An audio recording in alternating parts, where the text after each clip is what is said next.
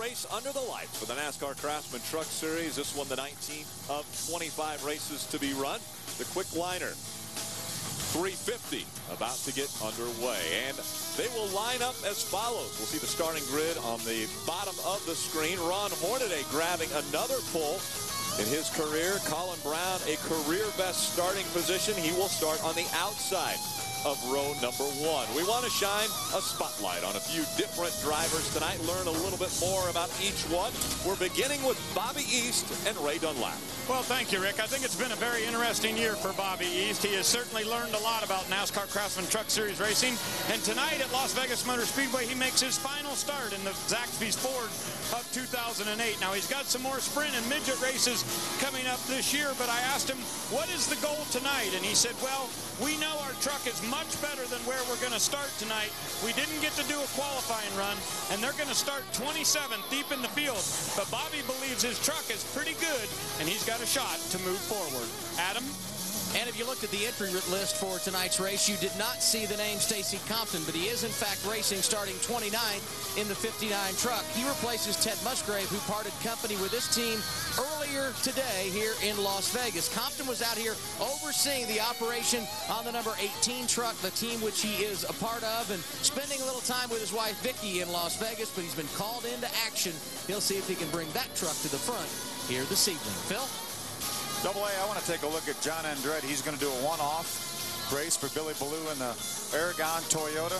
John actually ran 4 races for Billy Ballou back 3 or 4 years ago with a best finish of 8th at Memphis.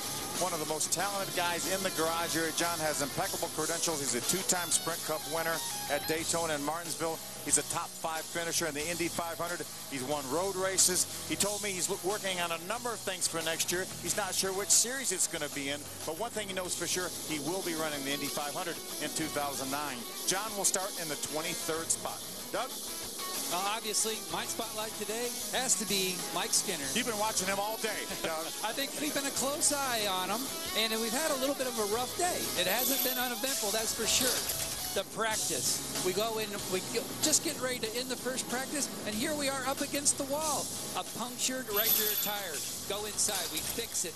We're fastest in the next practice. Here we go for qualifying, and I think we're just a little too loose. But I'll tell you, we recovered though. We turned it around. We went all the way back around. We got our momentum back and put it on the pole there temporarily until we got bumped off it. But we will be starting 3rd, and I think we're going to have a good night for this Toyota Tundra. Tell you what, how about an amazing save there? The hands, and remember, that's a 50-year-old in there, and he is sawing at the wheel to keep that thing off the wall. We are going to ride along with Mike Skinner tonight, and his Toyota onboard camera will give us the shots, and he will start in the 3rd position. We're also going to ride with our point leader, Johnny Benson, and then another Toyota on board. Johnny has a 74-point lead over Ron Hornaday coming into this race. And Johnny said the rule change of a couple of weeks ago to limit the horsepower on these Toyotas has really hurt them, they think. So he's really not sure what's going to go on the rest of this season with this point battle. And we've got Todd Bodine in the number 30. That's the Lumber Liquidators Toyota. He's had a fine run today, and we're going to be following along with him. We want to go back trackside and on pit road with our thoughts before green. We'll start with Ray Dunlap. Well, thank you, Rick. You know, you guys are talking about the point battle, and how about last year's point battle? Unbelievable between Mike Skinner and Ron Hornaday, and I think we're set up for something very similar this year. Johnny Benson in the last 10 races has had top 5 finishes in every race except for at Memphis. It's unbelievable, but on that same time, Benson has been losing points to Ron Hornaday. Why? Because each and every week, Hornaday is leading the most laps and winning the races. I think it's going to be a great battle as we head towards the finish in Homestead. And guys, keep in mind, our next 2 races on the schedule, Talladega and Martinsville, where anything can happen. Adam? And you talk about the point standings, Ray. What about the Rookie of the Year standings? Well, the man in front there, Colin Brown. He starts 2nd tonight, his first ever front row start in the NASCAR Craftsman Truck Series. And he's in the same truck that won this race a year ago. Travis Quapple winning from the pole. And history is on his side, because check out the numbers for Roush Fenway Racing here at Las Vegas. 6 wins in the Sprint Cup Series, 4 in Nationwide, and 3 in the NASCAR Craftsman Truck Series. Brown trying to get his first career win here tonight. Guys? Now, we talked a lot about the new configuration. What about different racing lines? We're going to see guys run on the outside to make passes? You know, I talked to Johnny Benson a lot before qualifying, and he said he thought they would see a second groove come in extremely well. We've seen Brendan Gaughan do a real nice job here running the high side of the racetrack. And as a matter of fact, he had a top 5 finish here last year, so I think we will see multiple grooves here. Yeah, the more and more rubber that gets laid down on this track, you're going to see trucks go higher and higher as the night goes. It carries a lot of momentum for the straightaway, and that's what everybody's looking for. And we're talking about straightaways. They're going down the backstretch right now. They call it Nellis Straightaway. They have got a considerable wind behind them. Now, they average 170 miles an hour around this mile-and-a-half track. How fast are they going when they enter turn 3 with that wind behind them? They'll be picking up at least 4 to 5 mile an hour with the right headwind. But what you're going to see today is also the draft is going to come into play. Right. We could pick up 2 to 3 tenths with the right draft in practice if you caught them just right. But where there's a tailwind, there's also a headwind coming out of 4, which could cause trouble. The first one to hit that headwind, obviously, will be Ron Hornaday. Again, starting on the pole, he and Colin Brown will bring the field to the green flag. Everyone on their feet as Randy Kaiser takes the pace truck onto the pit road. The field now in the hands of Ron Hornaday as he will bring the field to the green flag as we're about to get underway with the Quickliner Las Vegas 350. Green flag in the air.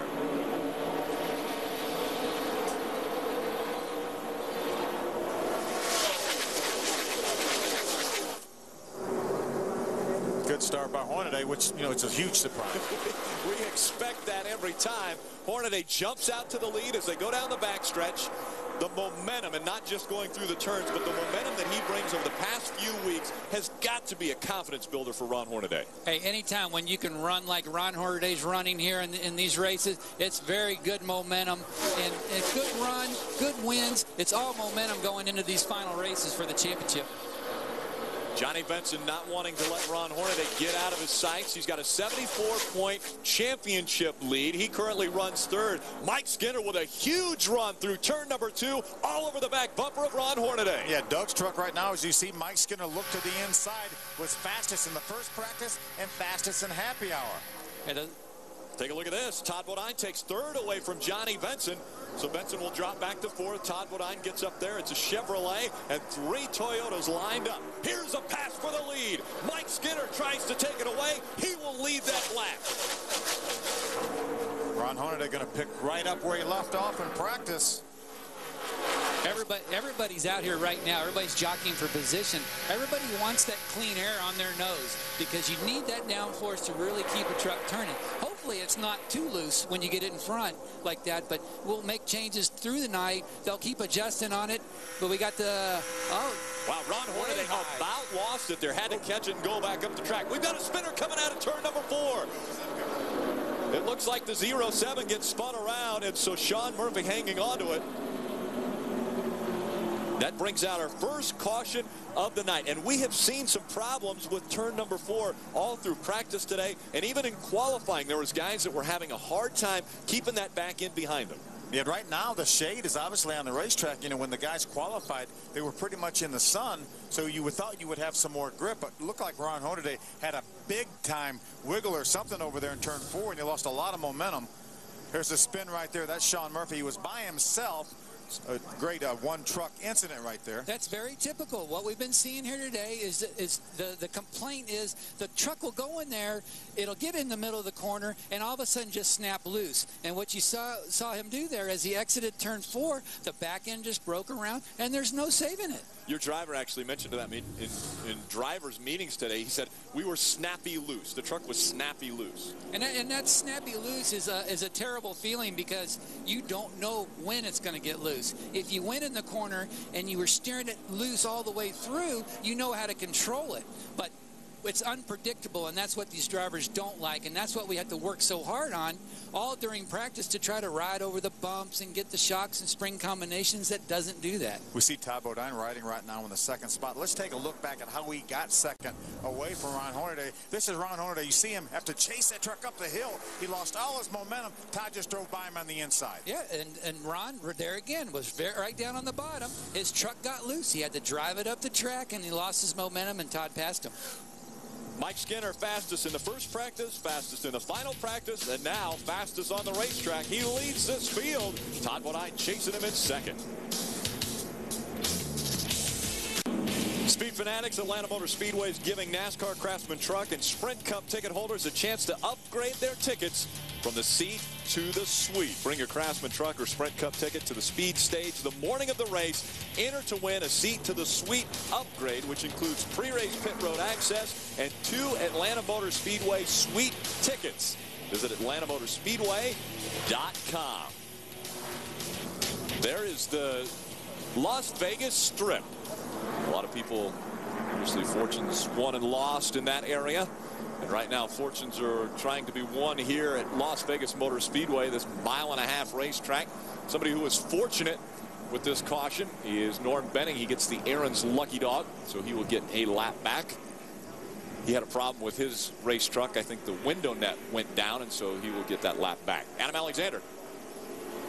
And guys, we're monitoring radio communication for Colin Brown in the 6 truck. It's not been as good as they would like as far as static is concerned with crew chief Mike Beam. He's not been hearing the spotter or Colin Brown, the driver, very well. So what they have done is they have reworked the antenna here high above the pit box, hoping that will help things as we get set for the restart. Green flag back in the air. Mike Skinner followed by Todd Bodine, Ron Hornaday, and Johnny Benson. Hornaday peeks to the outside. Here comes Colin Brown on the inside. It's 2 wide as they go into 1, 3 wide. Colin Brown decides to back off. And Todd Bodine makes the move. He will take the lead away from Mike Skinner. How about that? Now Ron Hornaday's trying to come with Todd Bodine on the inside. Ron Hornaday can't hold on. He's got to back off as Skinner continues to keep the pedal to the metal as they go through turn 4. Crawford pulls to the outside of Chad McCumbee in a battle for the 4th spot. 2 and 3 wide. There's 10th on back. Dennis Setzer on the inside, and that 18. 3 wide doesn't work here at Atlanta very well. Looked like the 11 of David Starr may have scraped the wall a little bit there entering turn number 1. We're actually in Las Vegas. I was a little excited. I thought we might have been moved to Atlanta already. Well, we'll do that in a few weeks. 3 wide doesn't work in Atlanta either. 2 wide again. Chad McCumbee looking to the inside of Ron Hornaday now. This is Johnny Benson's Toyota onboard. We're watching this battle. Mike Skinner chasing Todd Bodine back down. You just... Adam Alexander, what's going on with Todd? He's been quiet on the radio, but we should point out the king of mile-and-a-half racetracks is Todd Bodine, and the reason is 8 wins and 36 starts. As you see Mike Skinner go to the inside, a brand new race truck for Bodine, working good in the early going, Ray. And let's talk about Chad McCumbee a little bit. He thought the outside line was going to be really good on that initial restart, but his truck didn't come up the way he wanted it to on air pressure. But he said now the truck is much better. McCumbee up into 4th place right now, having a good battle with Rick Crawford back there. And guys, Chad McCumbee in a brand new chassis tonight. It's race truck number 11 for the guys over at Malcolm's Construction number 8 team, and he believes he's got a truck that very well may be good enough to win this race tonight at Las Vegas. Chad McCumbee thinks that, but for some reason the odds makers here had him at 50-1 at winning this race. Here's another look at our 11 truck, Phil. Yeah, the 11 truck of David Starr, we noticed just a few moments ago as they entered turn number 1, he got a little bit wide. It looked like he may have scraped the wall. Watch this now. He's on the outside. That black truck looked like, I think that may have been just dust. I don't believe he actually made any contact with the outside wall, but he's in a good battle with that 9 of Justin Marks. Justin able to get by David Starr. Now, a week ago, obviously, the tempers flew when the 11 got on the inside of the 9 and spun, at that time, David Ruderman, who was driving that truck. See our point battle right there. There's our point leader, the black truck of Johnny Benson, the Exide battery Toyota. Just a few moments ago, he was able to pass our runner-up right now in the points, Ron Hornaday. So we've got a point battle.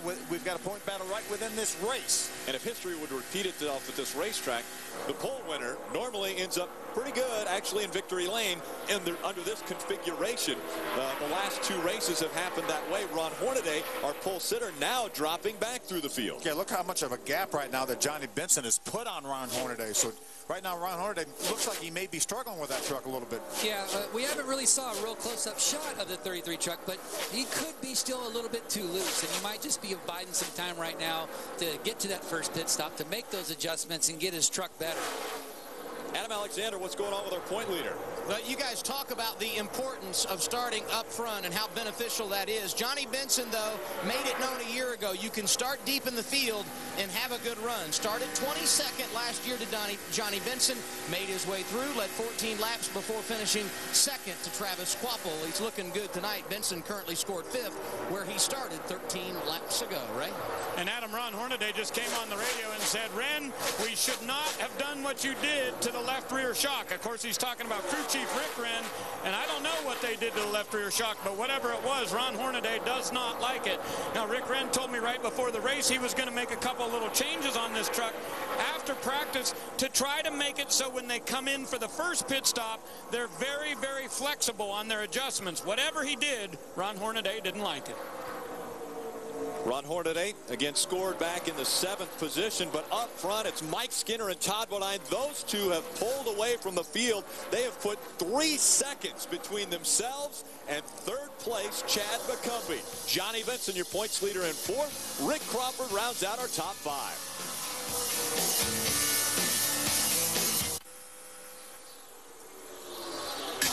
Sunday, the Wind Tunnel crew is all fired up about the NASCAR Chase, Formula One's first ever night race, and who will clinch the championship titles in the world of motorsports. Greg Biffle, Shane Carson joining Dave on Wind Tunnel. Sunday, 9 p.m. Eastern, 6 p.m. Pacific, only on Speed. How about the battle for the lead here? I'll tell you who's fired up right now. It's Todd Bodine. He just drove by that 5 truck of Mike Skinner. Yeah, we've been watching these guys battle back and forth. You know, they get in behind and they get this arrow tight. You can see it all night. Here's the 30. He gets a run on the 5, and he just carries it right on by. You think you'll see that the 5 truck's probably just a little bit too tight. They're going to want to work on that truck on the first pit stop. But he's carried right underneath. He makes the pass. But also, you've got the 23 truck of Johnny Benson. Seems to be closing in a little bit on him. Hey, Doug, what will the crew chief on the 5 do? I think right now that crew chief should probably be thinking maybe about some slight air pressure changes, maybe a little bit of track bar. No, I think the crew chief ought to keep doing broadcasting. Yeah, Johnny Benson is the fastest truck on the racetrack. He actually ran his fastest lap of the race just a couple laps ago. And that lap, he was 0.2 of a second quicker than our leader, Todd Bodine. That's Slugger Labby on the left of your screen. He's filling in. Obviously, if you don't know, Doug Richards actually up here in the broadcast booth with us, but he is the crew chief for the 5. So Slugger Labby filling in at this race. Yeah, Slugger has really been working with Scott Speed this entire season. Scott Speed is our ARCA Remax point leader with only 3 races to go. And Slugger's also going to be with, got trouble off of turn 4. Problems in turn number 4. That is Justin Marks. The 9 of Justin Marks. Apologize. Justin saves it. He keeps it out of the wall. Didn't hit a thing either. Now that brings out our second caution of the night. So Justin Marks spinning out of turn number 4. We've seen that before. Sean Murphy did it earlier on lap number 4, bringing out our first caution. And this one on lap 24 is when Justin Marks gets turned around. So the second caution of the night, 24 laps into this race. Crew chief, are we bringing them all in? Oh, I think definitely you're going to see a lot of them come in. You say a lot of guys were struggling. A lot of guys are on their tires from qualifying that maybe they didn't like so much. They're going to be making them air pressure changes and chassis adjustments. I think you'll see most of them on pit road here. Nearly halfway through a fuel run. Again, we talked about the fuel window being 55 to 60 laps. And so now as we have completed 24 laps, going on lap 25, we expect to see the field make their way onto pit road. So now the pit road crews will get up on the wall, get ready to service these vehicles, try to maybe tighten up that 33 of Ron Hornaday. He's had his hands full all this whole start of the race.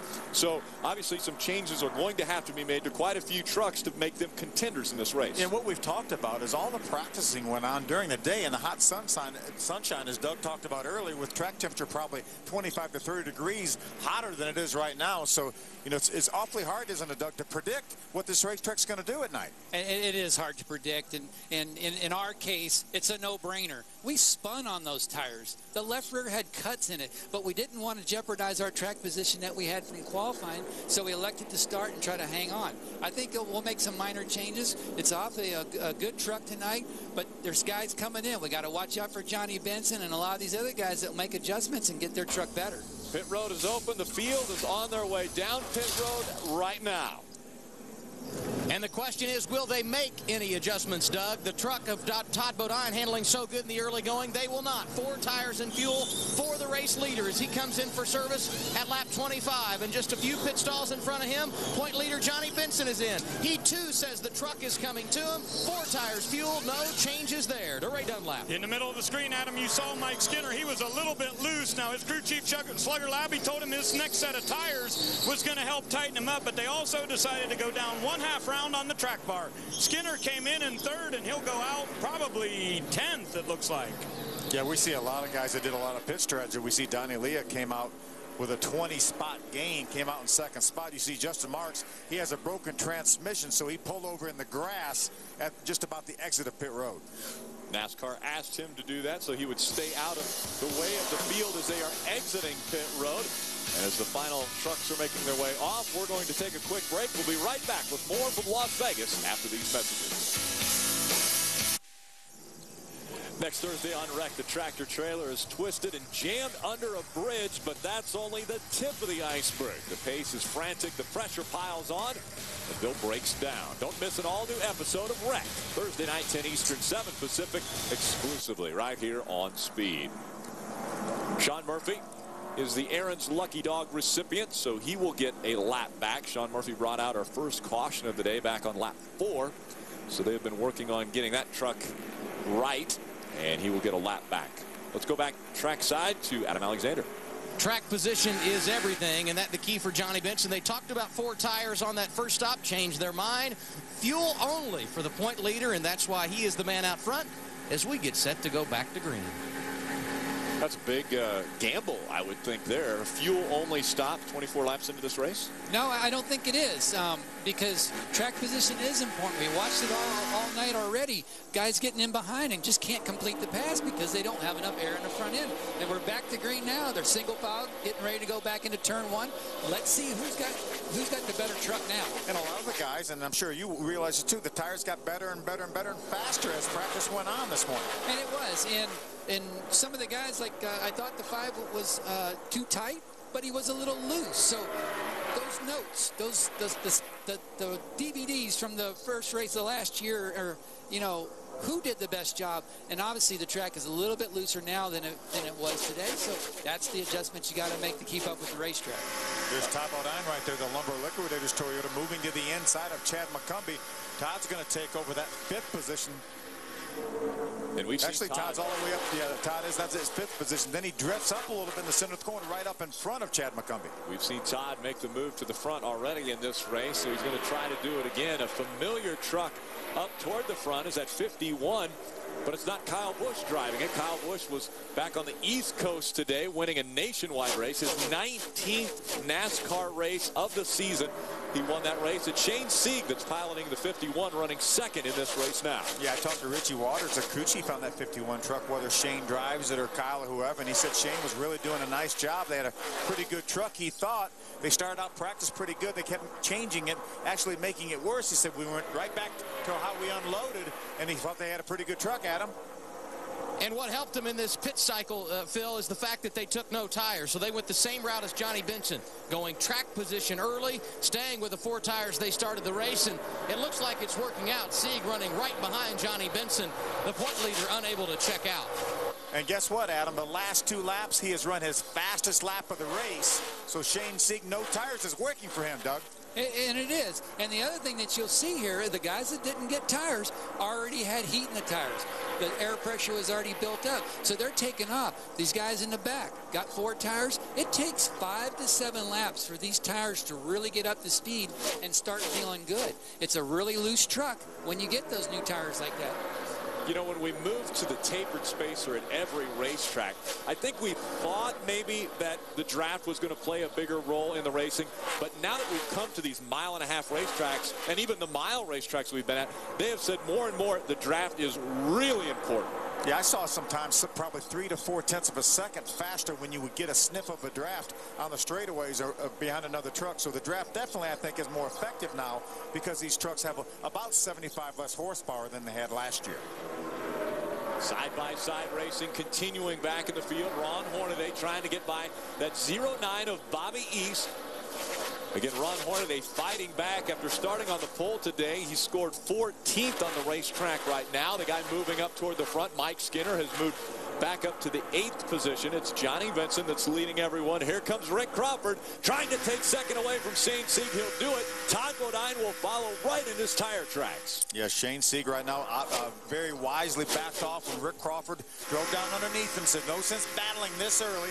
I know I didn't get any tires that time, so let me just back off, follow these guys. Maybe I can learn something. Just even when you don't even change tires, the balance shift because of putting all the fuel behind those tires like that, it's a pendulum and it wants to swing that truck loose, and they'll have to overcome that as to burn the fuel off. The nose percent keeps coming up and up, and it just feels better and better. That's really one of the worst scenarios, isn't it, Doug, to put fill a thing full of fuel with the old tires, even though Johnny Benson right now is our leader. But that's most of the time you hardly ever do that in practice or in the race conditions. Yeah, that's unheard of because of such a balance shift. But they do it here. It's track position. They want the aero. Adam Alexander. And we talk about varying pit strategies. You mentioned Rick Crawford, who's currently riding in the 2nd position. He took right side tires. So the leader, Johnny Benson, no tires. Right side tires for Rick Crawford. And the guy who got 4, Todd Bodine, the man on the move. Ray? And Adam, a lot of people might wonder, why is Ron Hornaday back in 13th right now? Well, you remember I told you he did not like that shock situation they had on the left rear? Well, they made a big change. And when you do that, a person physically has to go under the truck to actually change the clicks on the shock, and that gives you a slow pit stop. So that's part of the reason why Hornaday's back where he is. But Hornaday's saying they needed to make that change because he just didn't feel like the truck was good on exit off of the corners. Well, Ray, he's pretty good right now. He just drove by Bobby East and now driving by Dennis Stetzer and that 18 truck as well, gaining a couple spots. It looks like he's able to just hold it right there on the white line, and that's what you want to do. He doesn't look like he's quite as loose as he was earlier, so obviously those changes probably helped that truck. Hornaday restarted 16th. He's scored now in the 11th spot, so he's made up 5 positions already after the restart. Continuing side-by-side racing, Jeff Green in the 40 on the inside, and Ron Hornaday gets by him. That'll move him up into the 10th spot, back up into the top 10. There's a battle for 4th. That's Colin Brown, the Conway Ford, getting by that 51 Mikosuke Toyota of Shane Sieg. Looks like Eric Darnell, that Northern Tool and Equipment Ford's going to follow him along. Special paint scheme for Eric Darnell and that Northern Tool and Equipment. A boy named Tracy Hutchins from Martinsville, Virginia, was the guy that designed that paint scheme. Caution on the racetrack. 3rd caution of the night. And this one quite possibly is for debris. Actually, no, it's Stacy Compton that has problems with the right side of that truck. Look at that. There had to have been some contact made there. Yeah, what a horrible day for Harris Trucking, Jim Harris, Team ASC. We documented the fact that Ted Musgrave lost a truck in practice and then left the team. Stacy Compton jumped on board, talked to Danny Rollins, the crew chief. He said he really had to be careful in qualifying because we didn't have another backup vehicle, obviously, this far out west, but unfortunately a lot of damage for Stacy Compton. There's Trip Bruce right now, crew chief on our leader, Johnny Benson. Johnny Benson in front of the field. Todd Bodine runs 2nd. Crawford has run fairly strong up in the 3rd position. Our Aaron's lucky dog goes to the 0-7, so Sean Murphy will get another lap back as he will be on the lead lap. That makes 27 trucks.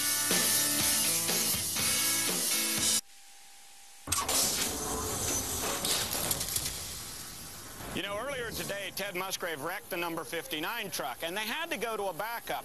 But a lot of times at the track, the team will try to pull out the damage, add a little bit of Bondo, and then they'll take an orbital sander and clean up the mess. Well, the problem with orbital sanders in the past was they only had one single pad. And when that thing's moving around, you get a lot of vibration in your hand. But Craftsman has fixed that. They've got the new Vibra-Free. And what I love about it is the inside pad goes in one direction while the outside pad goes in an opposite. And that creates 70% less vibration on your hand. Now, it's real easy to pull these pads on and off. They go on with Velcro, snap like that, and it's got cyclonic dust collection. This is 40% more dust going into the bag, and it's just this easy to take off and empty. The brand new unit from Craftsman, your hands are gonna love it.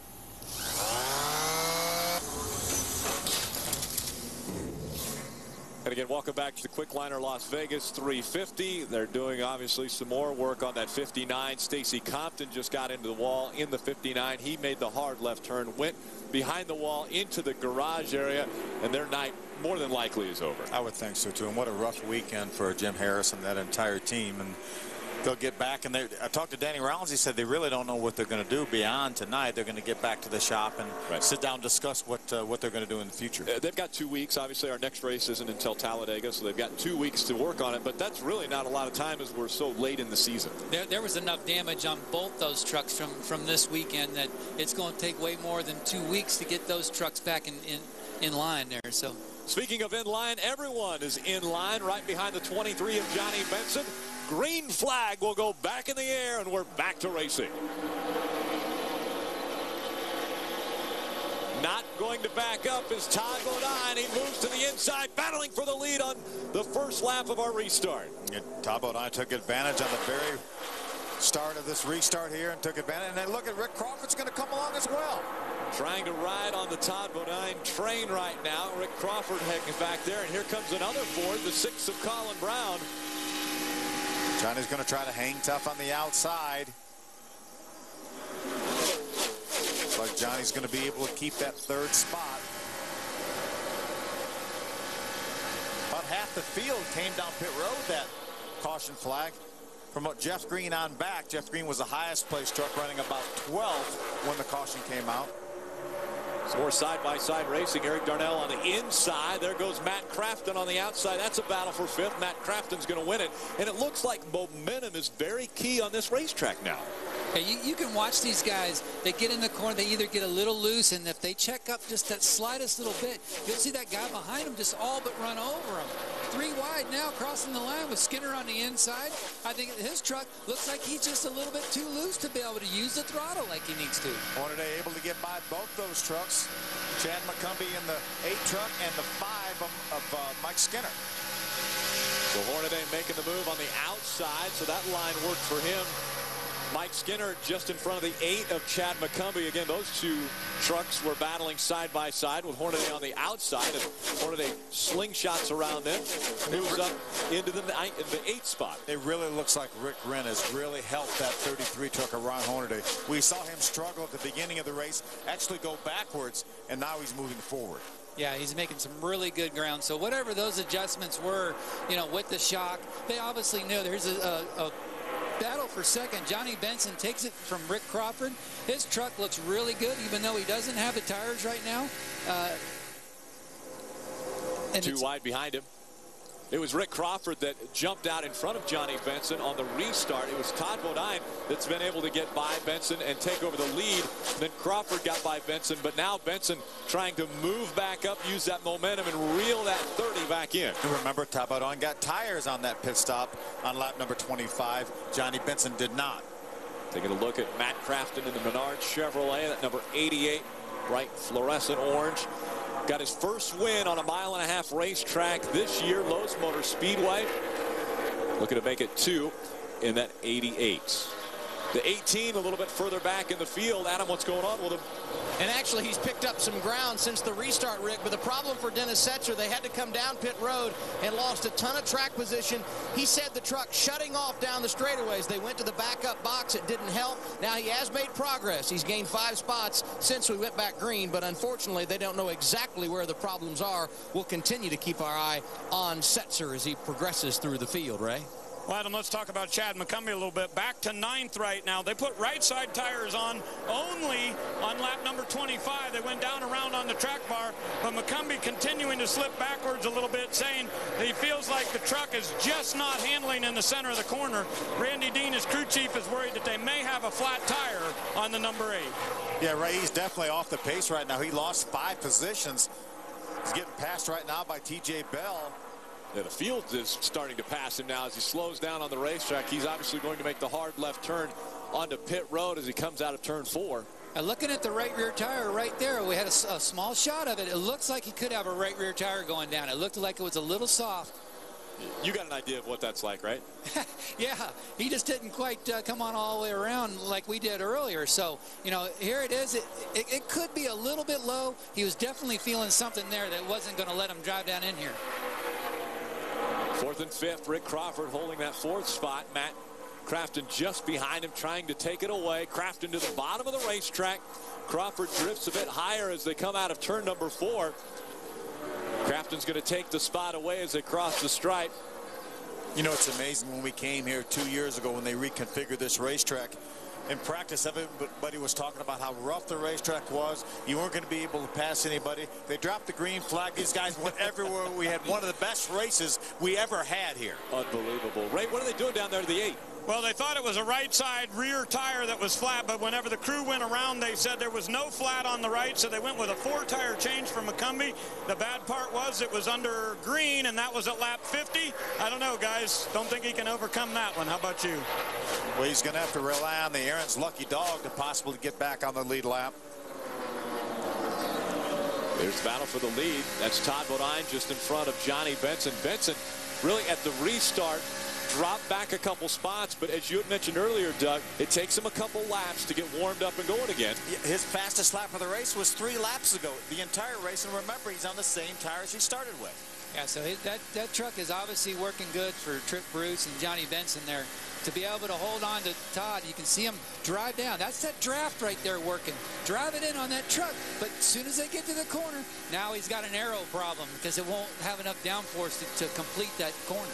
What does he got to do? Take a different line? I mean, should he run out of the draft of Todd Bodine when he gets into the turns? You can do that, but as you change lines, it changes the handling also if you didn't have arrows. So they'll be sniffing around trying to get a run on them to have a right amount of air on the nose just to complete the pass. We saw this earlier. 2 trucks have separated themselves from the pack, and it seems to be the same 2 trucks. I mean, Todd Bodine and Johnny Benson seem to be the class of the field right now at this track. Well, they really do. We're not sure who's going to emerge. You know, we saw Mike Skinner look strong, awfully strong early. Right now, he's back in the 11th spot. We saw Ron Hornaday strong at the very beginning. He's making his way back towards the front. He's up to the 7th position now after restarting after his pit stop way back into the teens. Adam Alexander.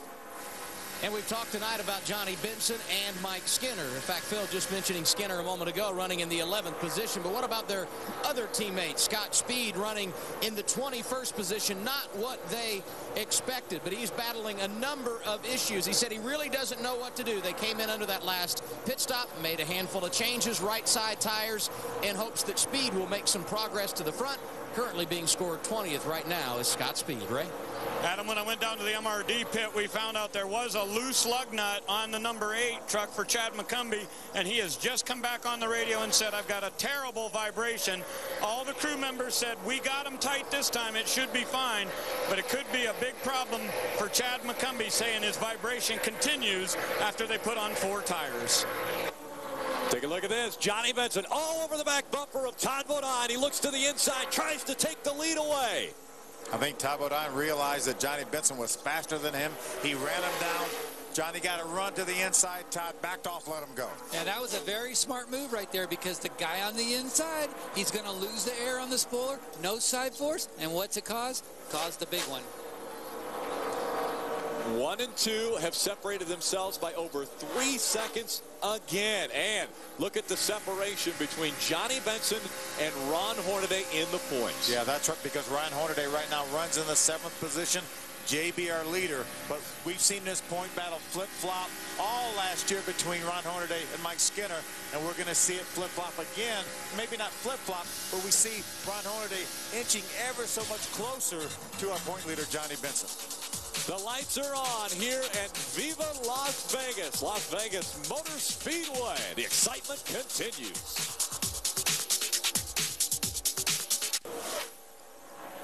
Welcome back. Quick Liner Las Vegas 350 continuing for the NASCAR Craftsman Truck Series. It's our 19th stop of the 2008 season. Our points leader Johnny Benson also leading this race. He's put a little over a second between he and second place Todd Bodine. Colin Brown has moved up into the 3rd spot. Matt Craftsman back to 4th, and Eric Darnell rounding out our top 5. It's been a very impressive start for Johnny Benson. Adam Alexander, what's happening with him? And imagine he's doing this having not changed tires yet tonight. 63 laps on that same set of Goodyears. And he's been very quiet on the radio. The reason why he's out front and not being contested by anyone. And the one guy who has challenged him tonight the guy who's running behind him. We're talking about Todd Bodine. Now, Todd has won here not only in a truck that happened in 2004, he also has a nationwide series win here at Las Vegas. He's saying the truck is tight on exit. He runs second, 63 laps in. And right behind him, a guy that has no experience at all here at Las Vegas. We're talking about Rookie of the Year point leader Colin Brown. He continues to talk about his truck being free, and this is an important time of year for this race team. They have already announced problems with Johnny Benson. He gets into the wall. Not only was he your race leader, he is your points leader, but that could change tonight. Hey, 64 laps on those tires. We saw some people wear out some tires in practice, Doug. Well, that's a lot of laps on one set of tires right there. And what it looks like to me is he's probably cut the right front for sure. You know, we'll have to examine that tire if it's camber related or if he run over something. Look at the damage on the right front of that truck. Incredible amount of damage. There's Trip Bruce right there, the crew chief. He knows he's going to have to head to the garage. Potentially terminal damage for Johnny Benson. Adam. Just came on the radio. Trip Bruce said, "What do you got?" And he said, "It's junk. It's complete junk." They told him to go straight to the Truck Series garage. A big-time twist in the championship picture with 8 races remaining. Boy, it sure is.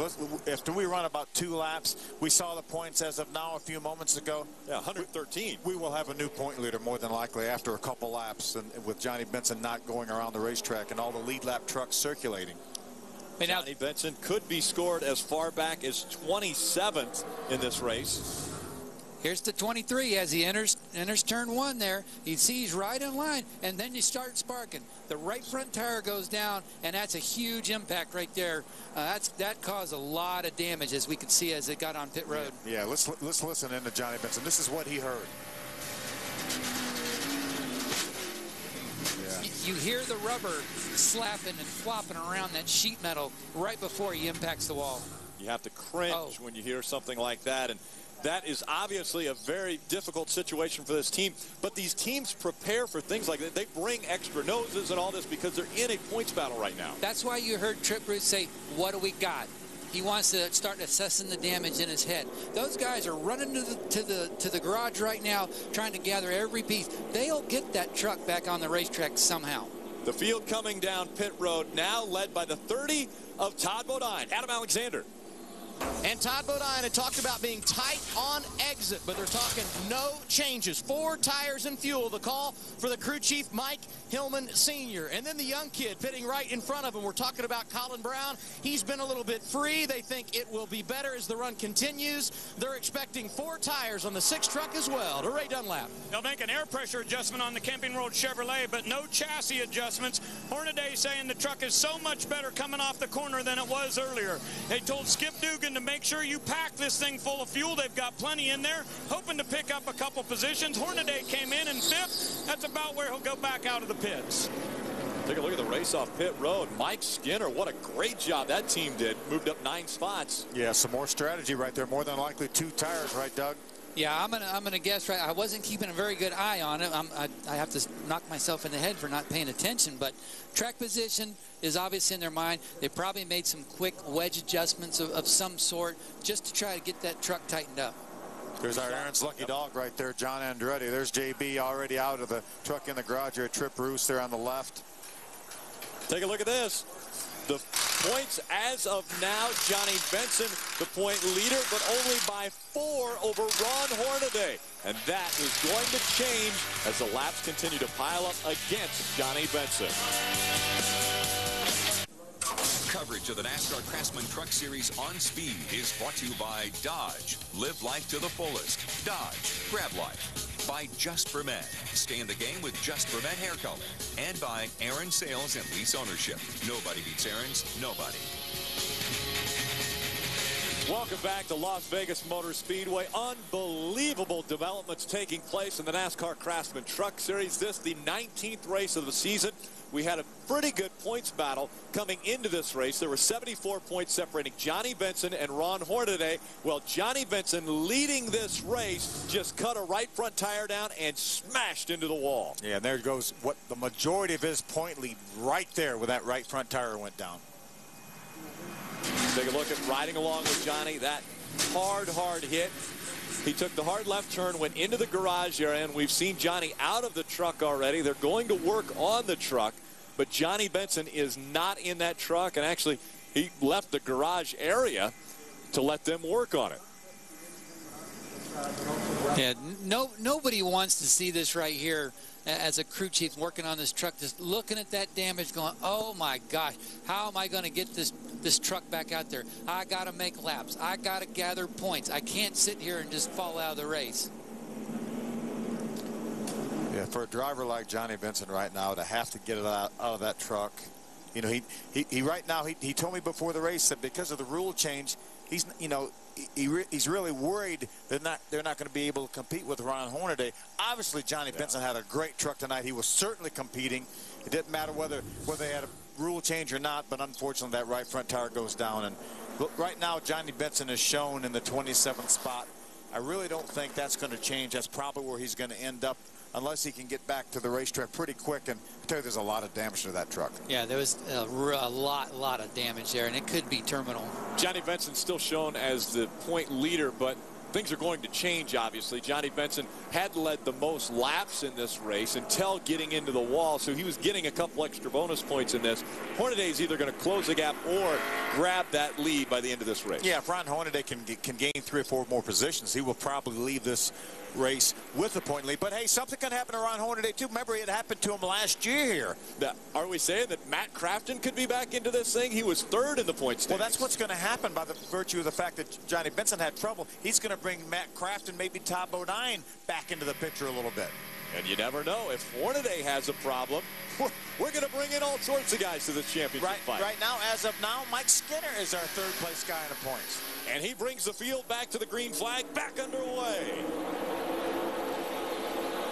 Mike Skinner getting a push from Jeff Green in the number 40. Eric Darnell runs 3rd. Colin Brown 4th. Dennis Setzer in your top 5. See Chad McCumbee on the inside trying to get one of his 2 laps back.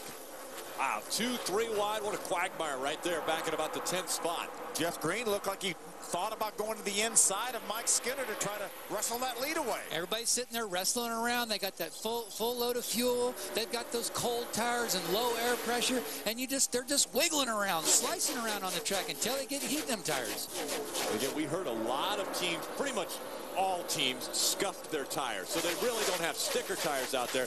But it takes even the scuffed tires probably 7 or 8 laps to get in. It's still the heat. It's still the air pressure and that swinging pendulum they got with that full load of fuel. See, Eric Darnell now is taking over the 2nd spot. Colin Brown taking over 3rd. And here comes Ron Hornaday. Up to the 4th spot. Charging toward the front. He had difficulties early on, a very loose race truck. They made an adjustment. Actually did a shock adjustment to this race truck, so it was a long pit stop. It moved him to the back of the field. He's battled back, and now a battle for the lead. Mike Skinner having to fight off that 8 of Chad McCumbee. He's actually a lap down. The 99, though, of Eric Darnell is right there battling with Skinner. Ray Dunlap. Well, Rick, just want to give you an update. Remember, on lap 25, Skinner went with 4 tires, but his truck got very loose on that last run. So Slugger Labby decided to do right side tires only. That should help tighten his truck up. So on lap 66, the 5 truck went with right sides only. What do you think, Doug? Well, I think that's a very good call right now. It seems like he's got the good track position. His lap times are pretty respectable. They're in the 31-second bracket. So we'll see if that pays off. A loose truck. You can't use the throttle. We talk about the power. We talk about the tapered spacers and the disadvantages. It still comes down to the guy that's got 100% a wide open throttle is going to go to the front. And guys, we've just been told that the 23 truck has informed NASCAR that they will not come back to the racetrack. There is so much damage, they don't feel like there's any way that they can repair that truck in time before the end of the race. Well, beneficially, I mean, they would come back out and, what, maybe gain 3 points for 1 position. Are you saying that those 3 points are going to be pivotal in this championship? Well, they could be, but if there was any way possible, Trip Bruce and his guys would jump on that truck and get it back on the racetrack, because they know every point matters, whether it's 3 points for 1 position, 6 points, 9 points, whatever the case may be. We don't know. There's a lot of this race left. We don't know who's going to fall out in the next few laps of this race, and those would potentially be trucks that Johnny Benson could pass, but there's too much damage. Mike Skinner out in front of the field. His teammate now standing by. with the driver of the 23, and that is Johnny Benson with Adam Alexander. And Johnny has just walked from the infield care center. It certainly appeared like a tire went down. To give you any warning, Johnny? Not at all. The truck was perfect. Trip Bruce and those guys every week just give me great things to race. And zero warning. I mean, it was just a little free and not bad at all. You know, just cruising right along. And as they say, they come out and they go straight in the fence. So I think we're pretty much done for today. Unofficially, a 1-point advantage as of now. Quick thought on the championship as we go down the stretch. It doesn't matter right now, so we're done for today, and we'll have to just pick up the pieces for later. But there ain't no doubt that we had a fast truck, and it was just flawless. I mean, I'm still real surprised that happened, because it would give zero indication of that. Thing drove just incredible, and just you know, it's kind of out there biding our time. Wasn't even running as hard as it probably could have run. You know, I was backing off early and doing the things. It'd run wide open all the way around here. So it, you know, I started backing off. Knew we did have some laps on the tires, but not enough that should happen. Tough break for Johnny Benson, and guys, more problems on the track. Yeah, we definitely wanted to give the respect, obviously, to our point leader coming into this race and hear his side of the story. While he was talking, the 2 of Jack Sprague and the 10 of Brendan Gaughan got into it, and you see the damage now on the 2 of Jack Sprague. He's not happy at all. Brendan Gaughan was turned around. He kept going.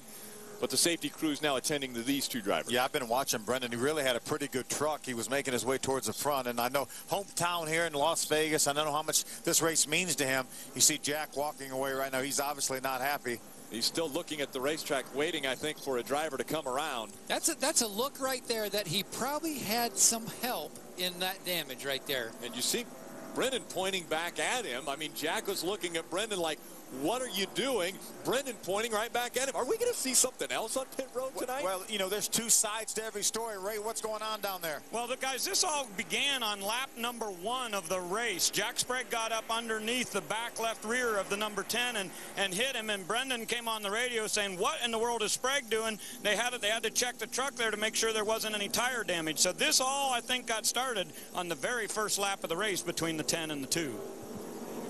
So this has been going on for quite some time. Here is the incident right here.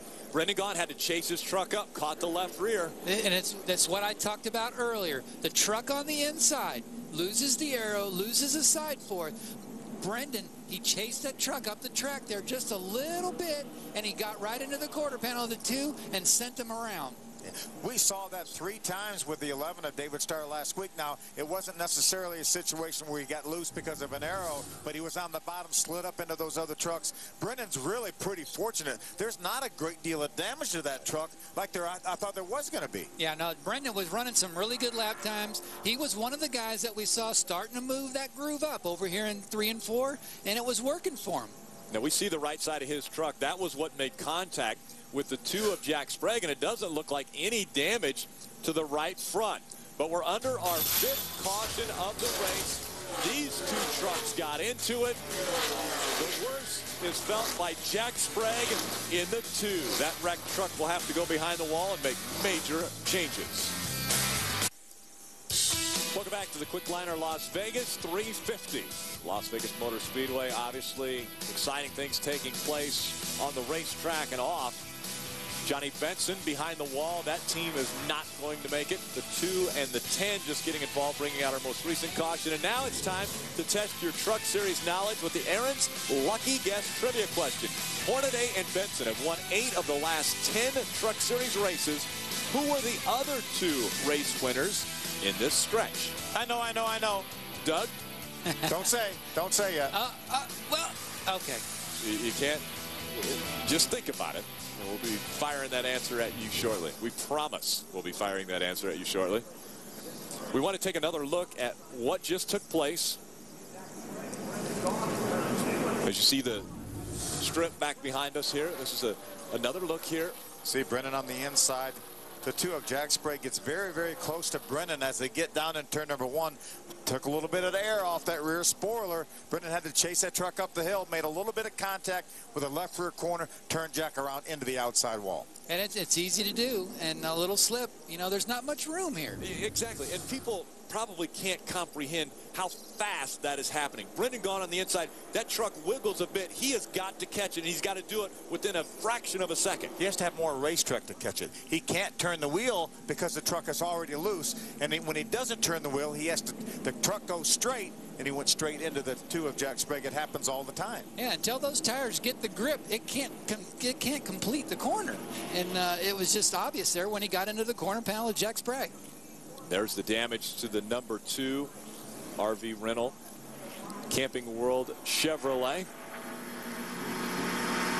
Speed at Martinsville Speedway have a special deal for you. $79 can get you a ticket to the Sprint Cup race on October 19th and a general admission ticket to the Craftsman Truck Series race the day before for free. Also, you receive an exclusive question and answer dinner with Speed personalities in the Martinsville Hospitality Chalet following the Kroger 200 NASCAR Craftsman Truck Series race. Just call 1-877-RACE-TICKETS. That's RACE TIX, and ask for the Speed offer. Do you notice how I did the number there? It's great. Terrific.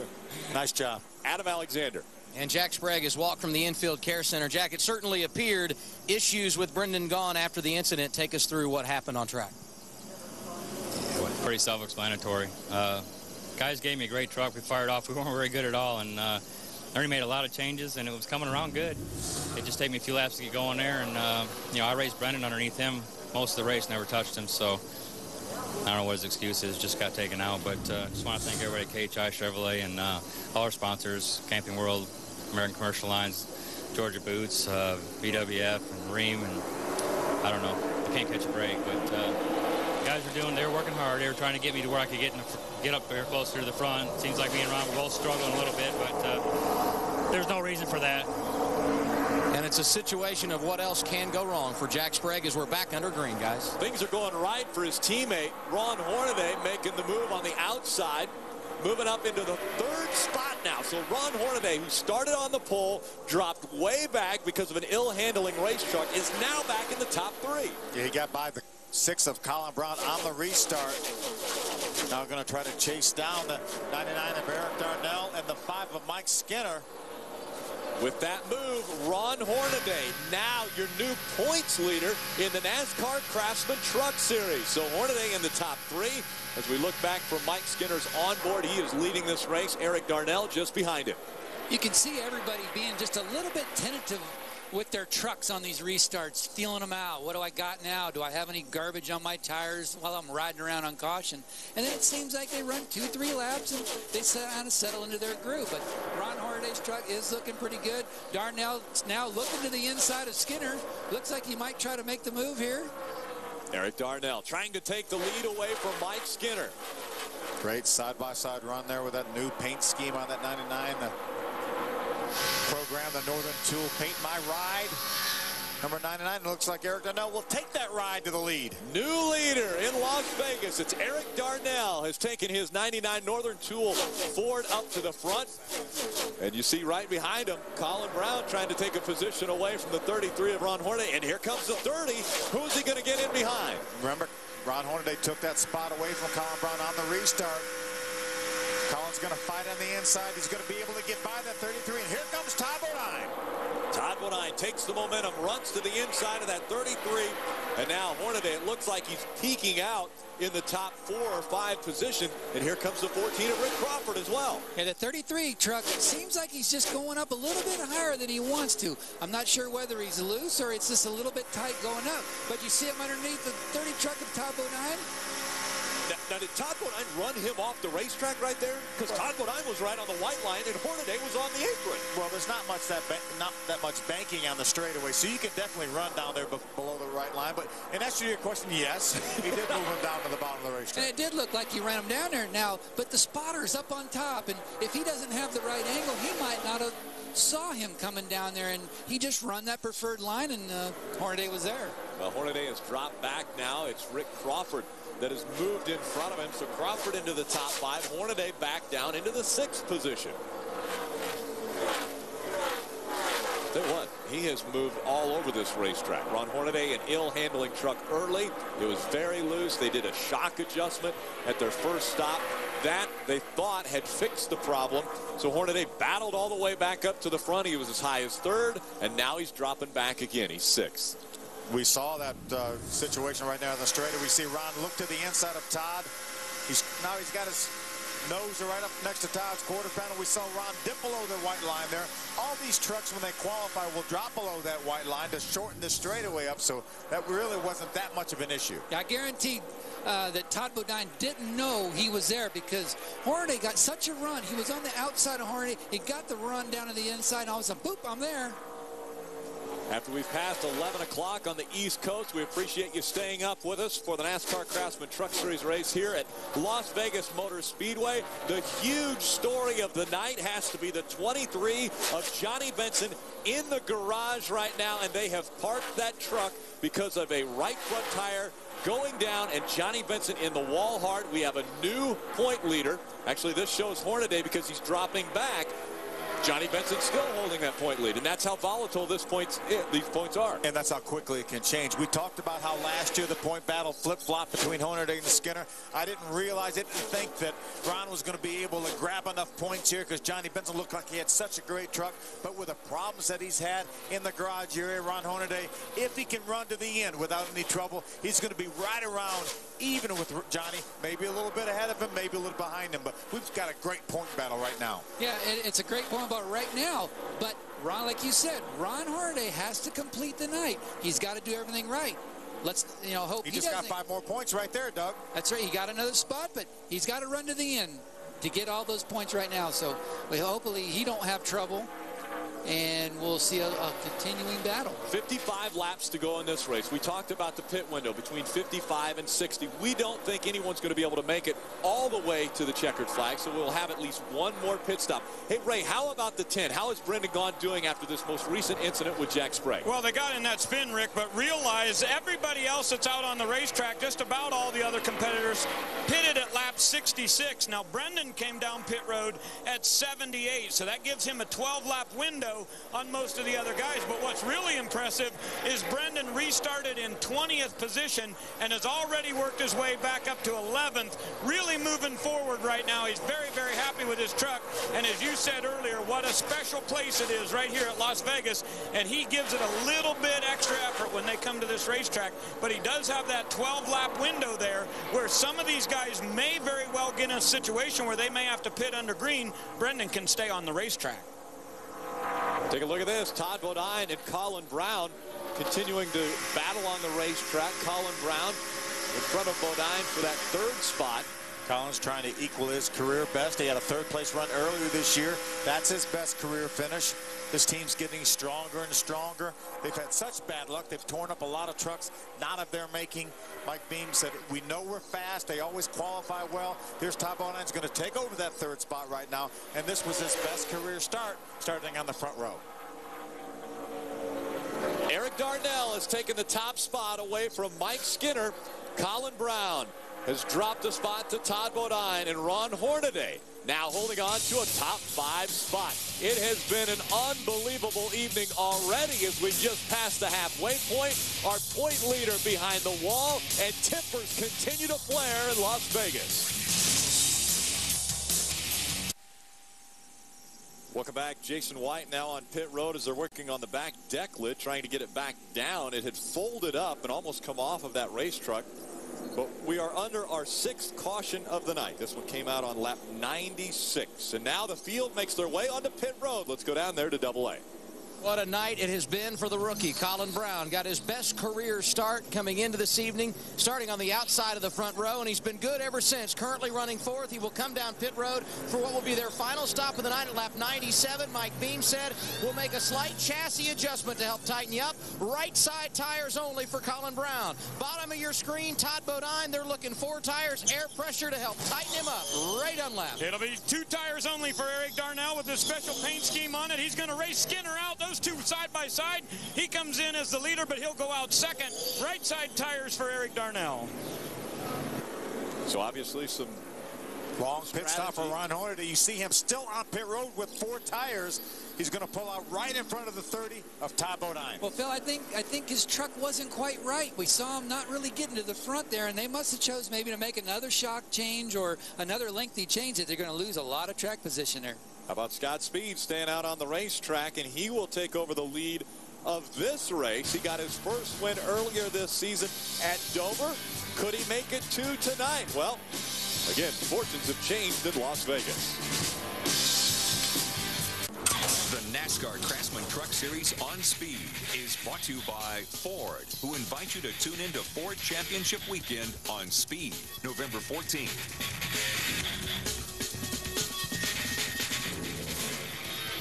And welcome back to the Qwik Liner Las Vegas 350. Las Vegas Motor Speedway, Sin City, Las Vegas, Nevada. It's time to answer our Aaron's Lucky Guess trivia question. Again, two dominant racers, Hornaday and Benson, have won 8 of the last 10 races. Who were the other 2 race winners in this stretch? And one of them was really close to Johnny Benson. 1 3/8 inches. It was Eric Darnell at Michigan and Kyle Busch, the guy that probably hasn't won in many other races this year. Yeah, maybe not in the past 4 or 5 hours. Exactly, but he won Bristol in that Mikasuki Toyota. Here's the 08 right here, Jason White. He's the reason for this caution flag. He was riding through turn number 4 that just lost control. Does a nice job keeping that truck out of the outside wall. Shane Sieg did a very nice job avoiding that, and we're getting ready for a restart. John Andretti and Scott Speed are running up in front. They did not come onto pit road. How about Eric Darnell? He moves to the outside before the start-finish line. You can do that if he waited till the green flag was out, but he looked pretty early. You just see Mike Skinner battle back on the inside. I'm sure NASCAR will look at that. Hopefully Eric was in the right there, did not move until the green flag was out. Eric Darnell looked to the outside of Mike Skinner right on the restart now. Eric Darnell has moved up to 3rd. Mike Skinner has dropped back. How about the 18 of Dennis Setzer mixing it up front? 3 wide now for 2nd. Eric Darnell goes around the 22 of Scott Speed on the outside. Eric Darnell, the man on the move. He moves up to 2nd, right behind John Andretti. Now he moves to the inside of John Andretti. Ooh, he's getting loose. Having to check up to not get into that 15 of John Andretti. He backs off, and look at the momentum now of these trucks making the move up behind him. But what a better move by John Andretti. He realized that Eric Darnell was down there and getting loose and needing more room, and he gave it to him. Moved up the racetrack. Adam Alexander. And we should point out, guys, John Andretti leading this race. It's a fuel mileage strategy. They came down at lap 76, topped off. They stayed out under caution when everyone pitted at lap 98. But as you can see, those older tires have him being hounded right now by the 99 of Eric Darnell. We got a little bit loose on the inside of Eric when Eric drove around the outside. Eric takes that forward back to the lead. Eric Darnell out in front of the field once again. Darnell has led 14 laps in this race. This will make it 15 as he crosses the start-finish line. Dropping back to 2nd now, the 15 of John Andretti. That 8 is a lap-down truck. That's Chad McCumbee that's in there. He's 2 laps down to the field. Back there behind John Andretti, Mike Skinner. Scott Speed running 4th, and Dennis Setzer your top 5. You saw him on the restart there. Darnell got a really good restart. But what happened, the 5 truck was right there with him too. He got hung behind the lap down truck, and he got hung in there. He couldn't make, now that he's running all the using all the racetrack, he seems to be gaining some ground there. Oh, trouble. Very close to getting into the walls. They came off before, and now sliding through the infield of 16 of Brian Scott. He was sideways when he came out of 4, Phil. Yeah, so was the 09 of Bobby East. So we had a couple trucks sideways coming off 4. That seems to be the trouble spot tonight, turn 4.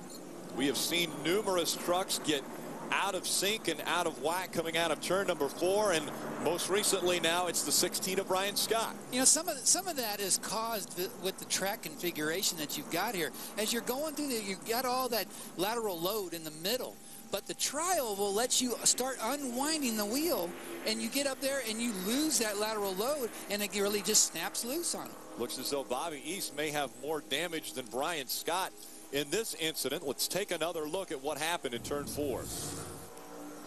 See Bobby East way up. Ooh, it looked like the 16 of Brian Scott just got sideways. Bobby East was way out on the outside, and then looked like he maybe ran into the back of another truck or avoided that other truck, and it put him in the outside wall.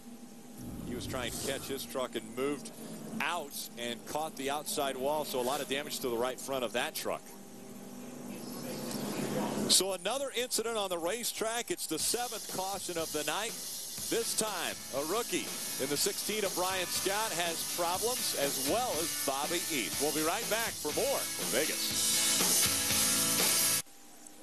A lot of excitement taking place here at Las Vegas Motor Speedway. In 2 weeks, the excitement will be exponentially higher when we go to Talladega Super Speedway.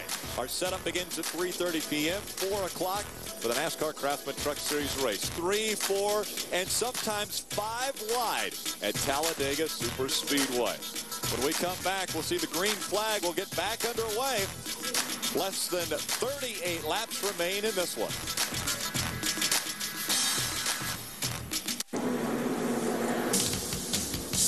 Welcome back. Quick liner Las Vegas 350 to be determined very shortly, as we have been slowed down by 7 cautions this evening. The most recent for Brian Scott, the 09 of Bobby East. Lucky Dog singing by. The 08, that's Jason White. He goes by, and we'll get the Aaron's Lucky Dog. So grab a lap back for Jason White. He's back on the lead lap. So there are 22 trucks on the lead lap. The field being led by Eric Darnell. John Andretti has been able to stay up front. He sits second. Mike Skinner, with a little fresher tires, at least on the right side, he is running in the 3rd position. Scott Speed runs 4th, and Dennis Setzer in 5th. You know, the top 5 trucks ran their fastest lap of the race right before that caution plate came out, either on lap 104 or lap 105. So this racetrack is getting faster. These trucks are getting faster. A little bit cooler conditions, the track cooling down a little bit, a little more grip, and obviously they're taking advantage of that.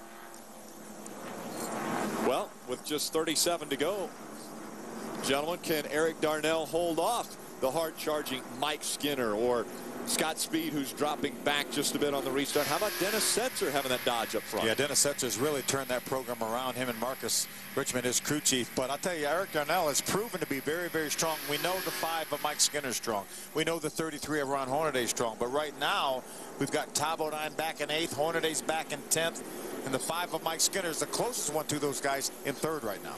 Yeah, and I think the big picture that we've been looking at all night, when Johnny Benson went behind the wall because of the crash, our points battle. Ron Hornaday is back right now in the 10th spot, so he is not leading in the points, but still has the potential to come out of here with the lead.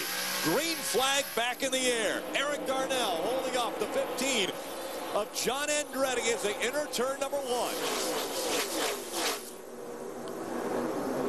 Eric Darnell's racing the 8 of Chad McCumbee. Chad trying to get one of his laps back. He's 2 laps down. Mike Skinner on the inside of John Andretti. He's going to get, he's going to try not to get hung in behind that 8 truck. And that's what happened to him on that last restart. We got on the inside there, and he got hung behind the lap truck. It's going to be crucial. Can he get by? He cleared the 15 of John Andretti, so now he can go inside or outside. He's trying to the inside. Mike Skinner trying to move to the inside of the 8 of Chad McCumbee. He will take second over from the 15 of John Andretti, and now he will chase down that 99 of Eric Darnell. Dennis Setzer has taken over the 3rd spot from the 15 of John Andretti. There's Mike, 3 wide right there. There's John Andretti on the outside, Dennis Setzer in the middle, and here comes Todd Bodine. Todd Bodine, another one of those strong drivers. Oh, a little bit wiggle from 18 of Dennis Setzer. He has to catch that race truck. There was a lot of a wiggle right there. He'd just be glad that there wasn't a truck on his outside. He would have really gotten. There's a 51 down on the inside. Another one forced down off the racetrack. Shane Sieg having to go to the apron once again. We've seen that before. Adam Alexander, what happened with that 18? Well, the last 3 pit stops that they've taken tires have been either right sides or left sides. They've not taken all 4. And in fact, when they came down to lap 98, it was fuel only. So they may be at a little bit of a disadvantage as far as the tires are concerned. And that may be the reason we're seeing Dennis Setzer slide all over the racetrack, Ray. And Adam, I think we have to start talking about points racing, and that certainly goes back to the last round of pit stops at lap 98. You know, Doug, you were asking whether or not they did a shock change on 33. Absolutely not, but they did go with 4 tires, and Rick Wren said, I don't care if it's a slow stop. You make sure that all the lug nuts are tight. They came in running 4th and went out 15th. That's because they went for a 4-tire stop and a slow one just to make sure they're good to go to the end, because the 33 team is certainly points racing after seeing what happened to the 23. We're trying to catch our breath up here, and I'm sure at home you're doing the same thing. Our points battle almost included Matt Crafton, because Ron Hornaday about got that truck in serious troubles. There's Dennis Setzer right there. Just a few moments ago, he had a pretty anxious moment over in turns 3 and 4. Watch right of your screen. He's in the middle of a 3-wide situation. He's on the inside inside of Colin Brown. He gets loose. He has to chase that truck up the hill. We're going to take another look at that, but we talked about earlier that 6 truck went on the outside of Dennis Setzer and took the air off that rear blade, and he went in there and just got loose. He was very lucky he saved that truck. Rick, you were talking a few moments ago. Watch Ron Hornaday right now. See him on the inside of Matt Craftsman right of your screen. He's going to get loose. He's going to have to chase it up the hill and just barely avoids that 88 of Matt Craftsman. That could have been big right there. If he would have caught that quarter panel of Matt Craftsman, you would have saw a bad wreck. And those are right now second and third in the points. So we have got an unbelievable points battle building up once again in the NASCAR Craftsman Truck Series. Eric Darnell doesn't want to do anything but get to victory lane right now. He would love to see these laps continue to click off, but Mike Skinner is right behind him trying to reel him in. Hey, we see some side-by-side racing. Here's some 3-wide racing. What do you think we're going to see when we go to Talladega in a couple weeks? 4 and 5 wide. 4 and 5, that's just going to be the normal groove. Yeah. You're going to see those trucks all in a 35 truck pack, and they're not going to leave each other. I'm going to tell you, you don't want to miss that one. No, it'll be exciting. Again, that's 2 weeks from now, Talladega. Now Rick Crawford moves to the inside, takes the spot away from Hornaday. We've seen that a lot where Ron Hornaday drives in the corner, Doug, and just washes up the hill and just loses the front end of that truck and gets past on the inside. You know, I've watched him do that several times, and it looks like he, you know, when you go down in the corner like that, you got to turn that steering wheel, and I think he's a little too free to be able to go in and put that input to pull it to the bottom, and it sends him up the racetrack. Ron Hornaday taking a spot away from Dennis Setzer, so that'll move him up to 8th. Eric Darnell trying to hold off Mike Skinner here at Las Vegas. See how his luck turns out when we return. Welcome back. This race slowed once again.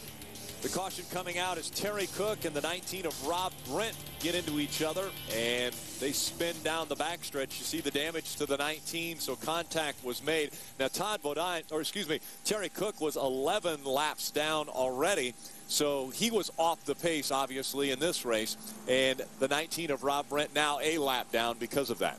Yeah, too bad for Terry Cook. He came in this race 10th in points. They had an extended period of time on pit road, and that's why he got the 11 laps down. I'm sure Terry just trying to ride it out, and we don't know exactly what happened with the 19 of Rob Brent. What a big night it has been for the NASCAR Craftsman Truck Series. Only one time in the history of this series has the championship been settled before the final race. 74 points separated Johnny Benson and Ron Hornaday at the start of this race. Johnny Benson into the wall hard on lap 66, and that ended his night. So our points leader off the racetrack, and now Ron Hornaday trying to make all of those points up in one race. The points have really tightened up.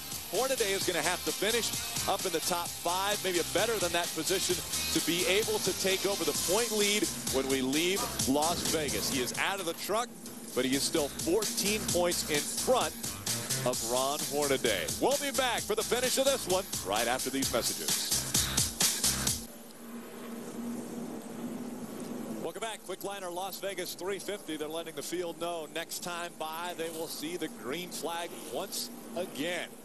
This one coming right down to the final laps. Ray Dunlap. Give you a little update on the number 99 of Eric Darnell. He said he really likes it when he can get his truck down to the bottom, getting close to that white line. He said it steers through the corner a lot better than halfway up the track. And guys, remember, this is the truck that they won with at Michigan in that unbelievable finish with Johnny Benson right at the line. It's chassis number 58. It already has one victory this year. Adam? And speaking of winning trucks, his teammate two behind him, we're talking about Colin Brown, who's driving the same truck that Travis Kvapil took to victory lane here at Las Vegas 1 year ago. And I think one of the reasons he has been so successful in this, his rookie campaign, some of the veteran leadership. Mike Beam, the crew chief, you see on the far side of the pit box, and he's not the only one. Bobby Hudson, the spotter, a longtime spotter for a number of guys at every level of NASCAR. I think those two veterans have went a long way in helping Colin Brown acclimate himself to NASCAR racing. Perhaps his first win could come here tonight. You know, Bobby Hudson does a lot more with his team than Spot, because he's also in charge of all the bodies and stuff. So I know Mike Beam, they've torn up a lot of trucks this year, and Mike Beam has had Bobby Hudson really, really busy. 22 laps of racing to go when they cross the start-finish line. The green flag back in the air. Here we go. Eric Darnell trying to hold up Mike Skinner.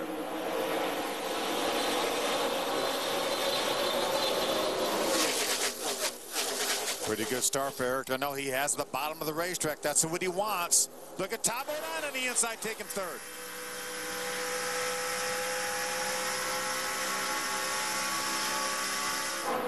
Todd was able to get by the 6 of Colin Brown to take over the 3rd spot. Now he's going to try to go after that 5 of Mike Skinner. There's the 88 right behind. Ooh, problems with Scott Speed in the 22. He slows on the racetrack. Let's see if he's going to make the hard left turn. He is. He's going to come on to pit road. And so Scott Speed will be on pit road. And the battle continuing up front. Eric Darnell, 2 truck lengths between he and Mike Skinner, but Skinner still charging back behind him. Now, if you were the crew chief on the 5 right now. He is the crew chief. Oh, that's right. I'm sorry. But anyway. What are you telling your driver right now? We take a look back here. 2 wide and 3 wide once again here at Las Vegas. I think I'm awfully impressed with that 10 truck right now, Brendan Gaughan. We saw the damage he got from that incident with Jack Sprague, and he's fought his way up into the top 10. Colin Brown again on the apron of the racetrack. That slows him down enough that Todd Bodine's going to get by him. And we've got spins. It's the 30 of Todd Bodine. He tried to take the move to the inside. He spins in turn number 2. Another caution here at Vegas. All that started back over here at the start-finish line. Those 2 trucks got together coming to the tri over here, and the 30 truck was all upset as he got down into 1. And I think they just kind of finished their little ordeal off when they got over in the corner. It looked like Todd Bodine was on the outside of the 6, and the 6 was crowded down onto the apron. And then that momentum allowed Todd Bodine to get on the inside of the 6 as he went into the turn. But Todd Bodine couldn't hang on to it and spun in turn 2. Yeah, fortunately, Todd was able to keep it out of the wall. You see him drive to the inside of Ooh, then he just got a little bit loose, Doug. It almost looks like he got a little too low and maybe clipped that apron. And what happens when you touch that apron, it forces that left front tire up in there, and it de-wedges the truck, and it'll cause it to get really loose. See Colin Brown go by on the inside. Todd's going to try to fight back on the inside, and when he got there, he just got loose. Yeah, he wasn't too low there, so the truck got loose, but that was a factor of the aero. And everybody right now, it's the end of the race. Track position so critical, they don't want to lift. At 30 on pit road, Adam Alexander. And they were a little unsure what happened because there's a blind spot over in turn 2 for the spotters. They did confirm, though, that he spun the race truck, flat spotted the tire, so thus they came down pit road. And Todd said, I have to come this time because they are flat. The 4 tires are on. Todd goes back out onto the racing facility. Unfortunately for him, much deeper in the field than what he would like at this stage of the race. So Todd Bodine takes the number 30 Lumber Liquidators Toyota Tundra back onto the racetrack. Our Aaron's lucky dog goes to Chad McCumbee. He is now back on the lead lap. So he gets another lap back and puts that truck on the lead lap. There are 21 trucks still on the lead lap here at Sin City. The NASCAR Craftsman Truck Series on Speed is brought to you by Toyota, moving forward, by Bass Pro Shops, your adventure starts here, and by Craftsman. Craftsman tools are the official tools of NASCAR. Craftsman at Sears. Todd Bodine was running very well in this race. He was battling for a top 2 spot, and then he gets turned around, and in doing so, he has dropped way back at him. And he came back down pit road at lap 129. Once he had left after getting those 4 fresh tires, he came on the radio and said, something is wrong with the truck. I've got a major vibration. So Mike Hillman Sr., acting as crew chief, said, come down, we'll check, make sure all the lug nuts are tight. He has come down pit road, the crew looking over those tires. And the other thing that they talked about was a possible issue with the transmission. But as you said, Todd Bodine is dropped back in the field. We'll see what progress he makes from here. 16 laps to go as we get set to go back under the green flag. Bringing them to the green flag, Eric Darnell will see it first. It's in the air. Mike Skinner looked like he was laying back there a little bit on the restart. Let's see if that is any advantage for him. But right now, Colin Brown looks to the inside, tries to take second away. He is going to make it. He muscles his way up beside that 5 truck of Mike Skinner. Skinner not backing down, though he fights back on the outside as it's 2 wide behind them for the 4th spot. Remember now, the trucks on the inside get awfully loose. That's exactly what I'm looking at right there, and I hope they have enough room between them. But right there, you'll see the momentum on the outside carries just a little bit better as they come. Oh, problems right behind him. The 18 spinning. That is Dennis Setzer that gets turned around in the number 18 coming out of turn number 4. We have seen that so many times tonight. Looked like the 51 of Shane Sieg was also involved in that incident. A lot of right side damage on the 51 of Shane's truck. Dennis Setzer stopped on the racetrack.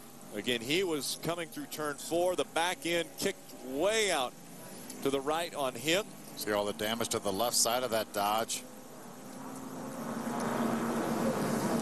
The record for most cautions at this racetrack, 10. We have just tied that. That was our 10th caution of the evening. See Shane Sieg gets a little bit loose, chases it up the hill.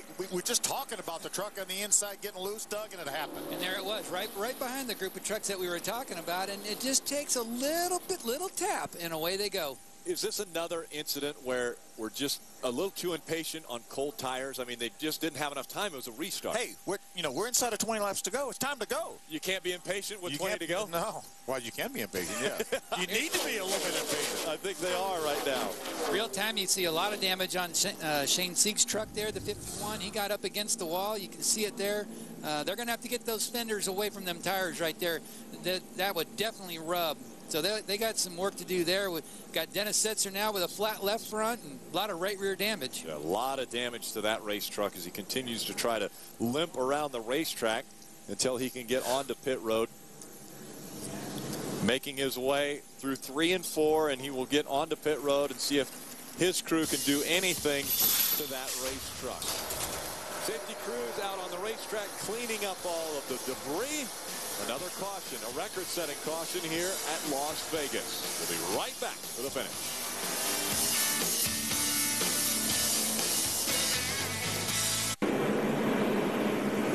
Welcome back. Again, a record-setting night for cautions.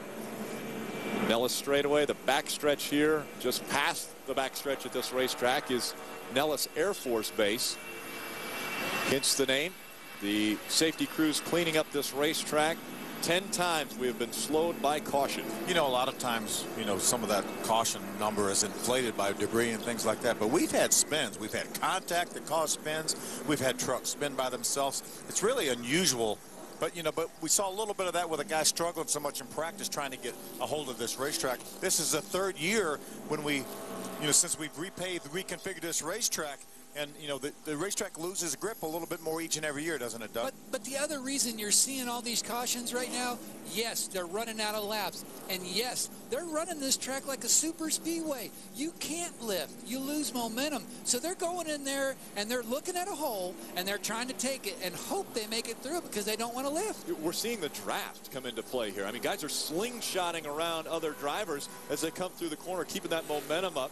And so they are using the draft. Take a look at our points as we run. Again, the big story, Johnny Benson out of this race. He cut a right front tire. They smashed that truck into the wall. Johnny Benson is fine, but points-wise, he's not doing so well this evening. Hornaday just 1 point back. Ron Hornaday in the 5th spot tonight. How about Eric Darnell? Has jumped all the way up to the 4th position. Eric came in here in 6th, so a gain of 2 spots if the race would end right now. The lights are out on the pace car. That means that when we come back around, the field will get the green flag. We will have 11 laps to go. We don't want to see it slowed by a caution again. And, Doug, I'm guessing that you would rather this race go all the way to the end. Oh, and we're hearing that they're going to turn the lights back on. Doug, we're talking about, obviously, you are in a situation where you had committed to broadcasting with us, but you're also the crew chief for the 5. What do you think? Should you talk to your driver right now? Well, maybe we should just check in on him here. Mike Skinner, Doug Richard up in the booth here. Gabby? Yeah, man. What's happening? Well, there's a whole lot happening from where I'm looking at it up here in the booth, and I'm watching that number 5 Toyota Tundra look like it's hanging in there. What do you think? You got a shot at him? I don't know. He's pretty strong, but we're going to give it our best. You can count on that, and if he slips, we'll get him. If he don't, we're just going to have to try to make this Tundra as wide as we can so they don't get us. Well, the one thing I have saw tonight is I don't think it's over until it's over. And we do have still 11 laps to go, 10 when you get back around. So just drive the wheels out of it, buddy. You guys are doing a good job tonight. Thank you, man. We missed you. Slugger's done a good job, though. 10-4. And that is Slugger Labby on top of the box right now. Now, guys, whenever you go to the ice cream store and you get a single scoop, that's just one scooper, right? And if you get an extra one, then that's a double dip, right? Well, anyway, Doug, my question is, whenever you look at the all-time crew chief win list, you got to see that Doug Richard is right there on that list, having wins with Ron Hornaday and also wins with Carl Edwards. So Doug right in there with 10 wins. But, boy, what I don't know is, does he get 11 tonight if Skinner gets a victory, or do we add Slugger Labby to the list somewhere and give him a 1? I don't know. That might be a NASCAR call. We'll have to figure that one out. Ray, I think on the official list, I think Doug Richard is on there as the crew chief of the number 5. Yeah. Well, yeah, we're just going to say it that way. We're just wondering, Doug, if he gets to victory lane, are you going to leave us and go down there? Hey, let's watch it. Let's watch it. That's a good idea. Let's find out. 10 laps of racing to go. Eric Darnell in front of Mike Skinner. Can Skinner get him? A great restart this time. They're all over the back bumper. And here comes Skinner looking to the inside on the restart. Mike talked about a bobble by Eric Darnell. Is there a bobble, or is Mike Skinner just that strong as he tries to make the pass? Here comes Darnell on the outside. A crash behind them and problems at turn 2. That is the 08 of Jason White. Once again, our caution has come out. Again, continuing that record, 11 cautions tonight. NASCAR is saying that the 99, they went back and looked at the last loop, and the 99 they're saying is a leader. We saw Mike Skinner get the advantage for just a little bit through 1 and 2. Eric Darnell fought back on the outside, and he was ahead when the caution flag was displayed. Yeah, you can't just carry that momentum on the bottom like that. He did get a good run. It almost looked like Eric Darnell might have bobbled a little bit on that start because the whole field was charging down on him. Eric Darnell was moving to the outside. And as NASCAR has said, Eric Darnell will restart in front of the 5 of Mike Skinner, but what a close situation there. This race scheduled to go 146 laps, and we've completed 137. We're inside 10 laps. It will again be a single file restart. And what a huge difference that would have made if Mike Skinner would have been ahead when the caution flag was displayed at the most recent loop. He would have had the clean air, been able to restart it at his own pace. That could have been a huge difference in this outcome. Yeah. Wasn't able to finish that pass as they were going through 2, and then the caution came out as the 08 of Jason White got into the wall in turn 2. That top 5 up there, they're going to be giving it everything they've got right there. And if anyone gives them an inch, they're going to try to take a mile when they get a little bobble like that. I think we're not done seeing the action here tonight. I think that's just the start of it. It's just heating up. Not only do we have a phenomenal points race once again in the NASCAR Craftsman Truck Series, 4 points the difference now, but a different name on top. Ron Hornaday in front of Johnny Benson because Hornaday has moved up into the 4th spot ahead of Matt Crafton. Lights stay on the pace car, so they will go around at least one more time. Means the earliest we will restart this race is 6 laps to go. Eric Darnell in front of Mike Skinner. Colin Brown runs 3rd, looking for a career best finish. Ron Hornaday, our new point leader at this time, running in the 4th spot, and Matt Crafton has dropped back into the 5th position. Hey, we talked to Mike Skinner. Let's see if we can talk to our leader, Eric Darnell. Hey, Eric Darnell, Phil Parsons, can you hear me? Yeah, I got you, Phil. Eric, you guys have had a great, strong truck all night. Now, Mike Skinner got a good restart there and got up beside you, but you fought back on the outside. What do you think for the rest of this thing? Well, our Northern Tool and Equipment Ford's really good out in clean air. I think Mike's the best in the first couple laps after a restart, but then he seems to fall off a little bit. If we can get going here like we did the restart before and get a little bit of breathing room between him and I, hopefully him and Colin to get to race a little bit, and we can pull ahead a little ways. Well, we've seen you win with about a second, about an inch and a half to spare. Now, a nice truck length would be nice, wouldn't it? Truck length or more, yeah. I think we got one of the closest finishes and one of the biggest margins of victory. So anything in between would be great. Matt Push and all the guys have done a good job all night. Hopefully we can hold these guys off behind us. All right, coming down to 1 to go. Finish it off, buddy. Thanks, Phil. And We just heard the name Matt Fuchsia. Let's go down to Ray Dunlap, who's with him. Well, thank you. I'm with his crew chief. And, Matt, I'm just curious, 2 different restarts there. A minute ago, we saw the 5 truck lay back a bunch, and that time he got up tight. Did you give Eric any inspiration? Yeah, I've been talking to him here a little bit. These restarts are killing us here. Eric's doing a heck of a job there. That last restart there, Skinner got us a little bit there, but Eric's been going to Hornaday restart school here lately, so we're in Vegas here. My odds are on Eric here for this restart here. We're going to have about 6 laps to go here, so we'll see what we got. All right, good luck to you. That's Matt Fuchsia, crew chief for Eric Darnell. Adam?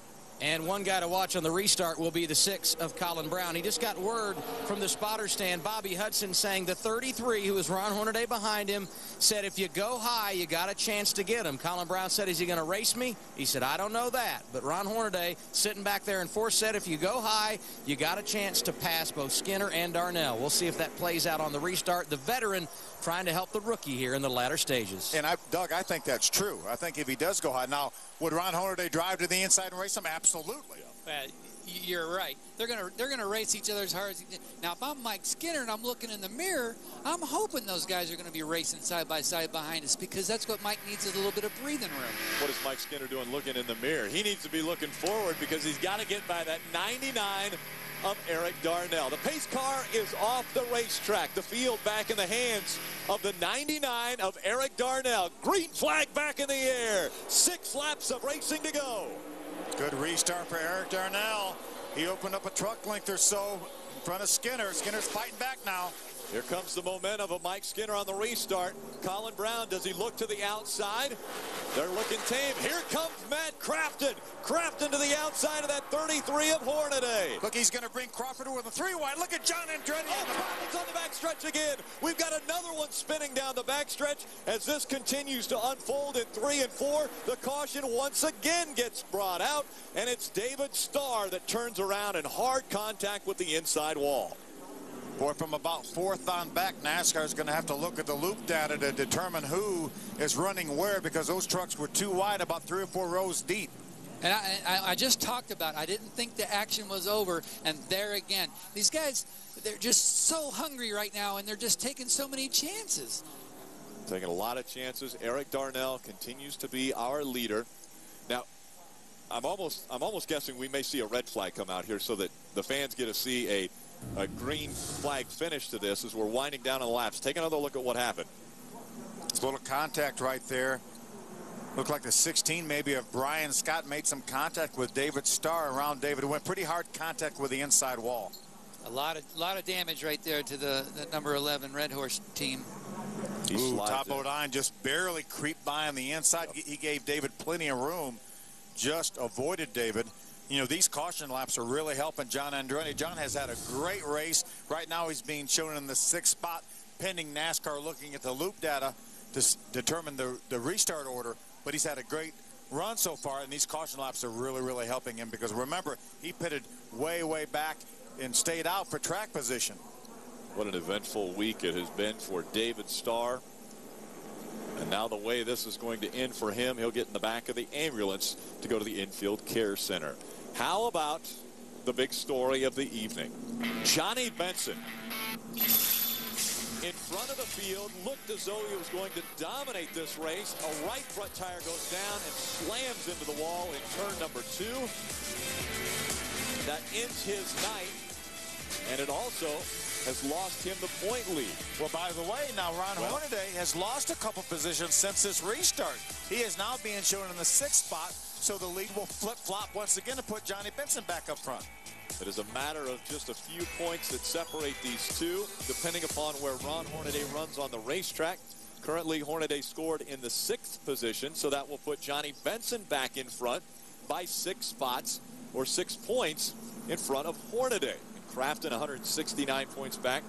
That really puts Crafton right back in this battle as well. Yeah, absolutely. With the amount of races we have left, 6 after we leave here, That definitely puts Matt Craftsman within striking distance. Eric Darnell, he's been running so well lately. He closes to within 209 points, possibly, if the race were to end like this. And how about the variable that we go to next, Talladega? I mean, that is something that you just never know what could happen. The big one, we always hear about that. It could catch a 23 and a 33 in an accident, and Matt Craftsman right back in the mix. And you're exactly right. That's one of those places there that their trucks are so close and they're so tight, and no one's going to lift. No one's going to take anything away.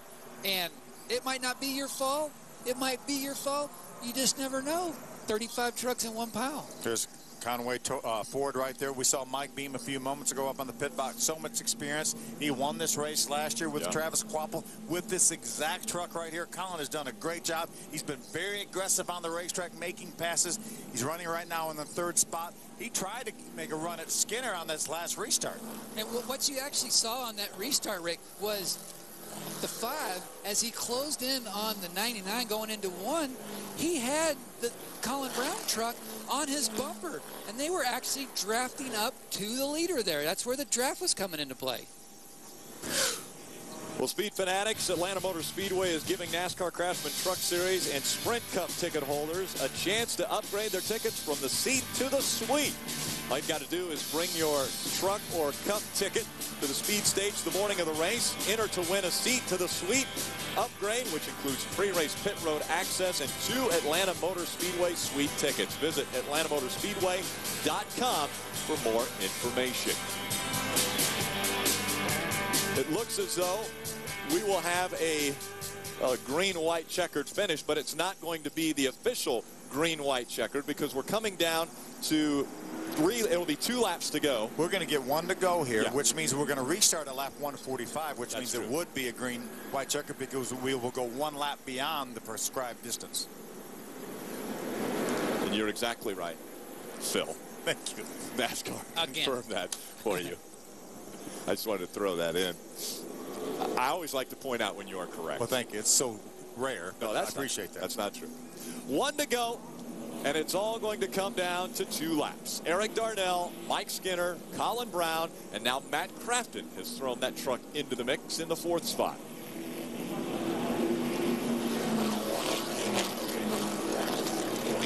Ray Dunlap, you wouldn't have any idea, any statistics on green-white checkered finishes, would you? Well, I know a little bit about it, Rick, and this will be the 75th time we've done it in series history. Only 2 times here at Las Vegas, but keep in mind, remember back in 2005, Todd Bodine beat Ted Musgrave on the very last lap with a last lap pass under green-white checkered conditions, so that could be a very, very exciting finish to this race. We'll remember that Michigan race that Darnell was involved in, so I think we got a doozy coming this way, but the 75th green-white checkered in series history. This is the 8th green-white checkered, or excuse me, 6th green-white checkered of 2008. And remember, I talked about nothing prior to 2006 mattering here. Well, the fact that there was a green-white checker, it didn't matter. That part does matter. It counts. It definitely counts. The lights are out on the pace car. 2 laps will determine who will go to victory lane at Las Vegas Motor Speedway, who will cash in here in Sin City.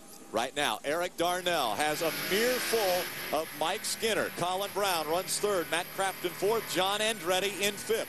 Hornaday could be your point leader when we leave here. He is in 6th. Rick Crawford runs 7th. Brendan Gaughan back into the top 10. He runs 8th. TJ Bell is 9th. And Jeff Green top 10.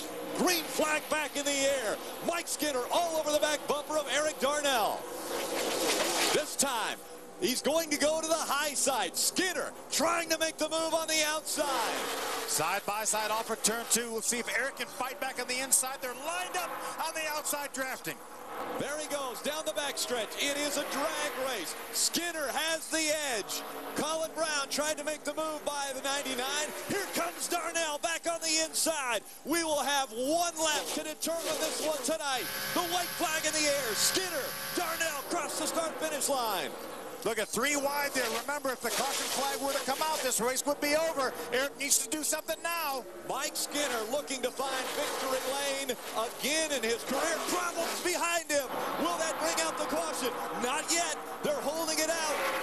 No caution caution as of this point. It's going to be a battle. Here comes Eric Darnell. He charges to the outside. Coming out of turn number 4, side by side. Who's going to win it? It is going to be Mike Skinner. Skinner will win it over Eric Darnell. How about that finish? Woo! Big crash right in front of the start-finish line. Colin Brown with a lot of damage.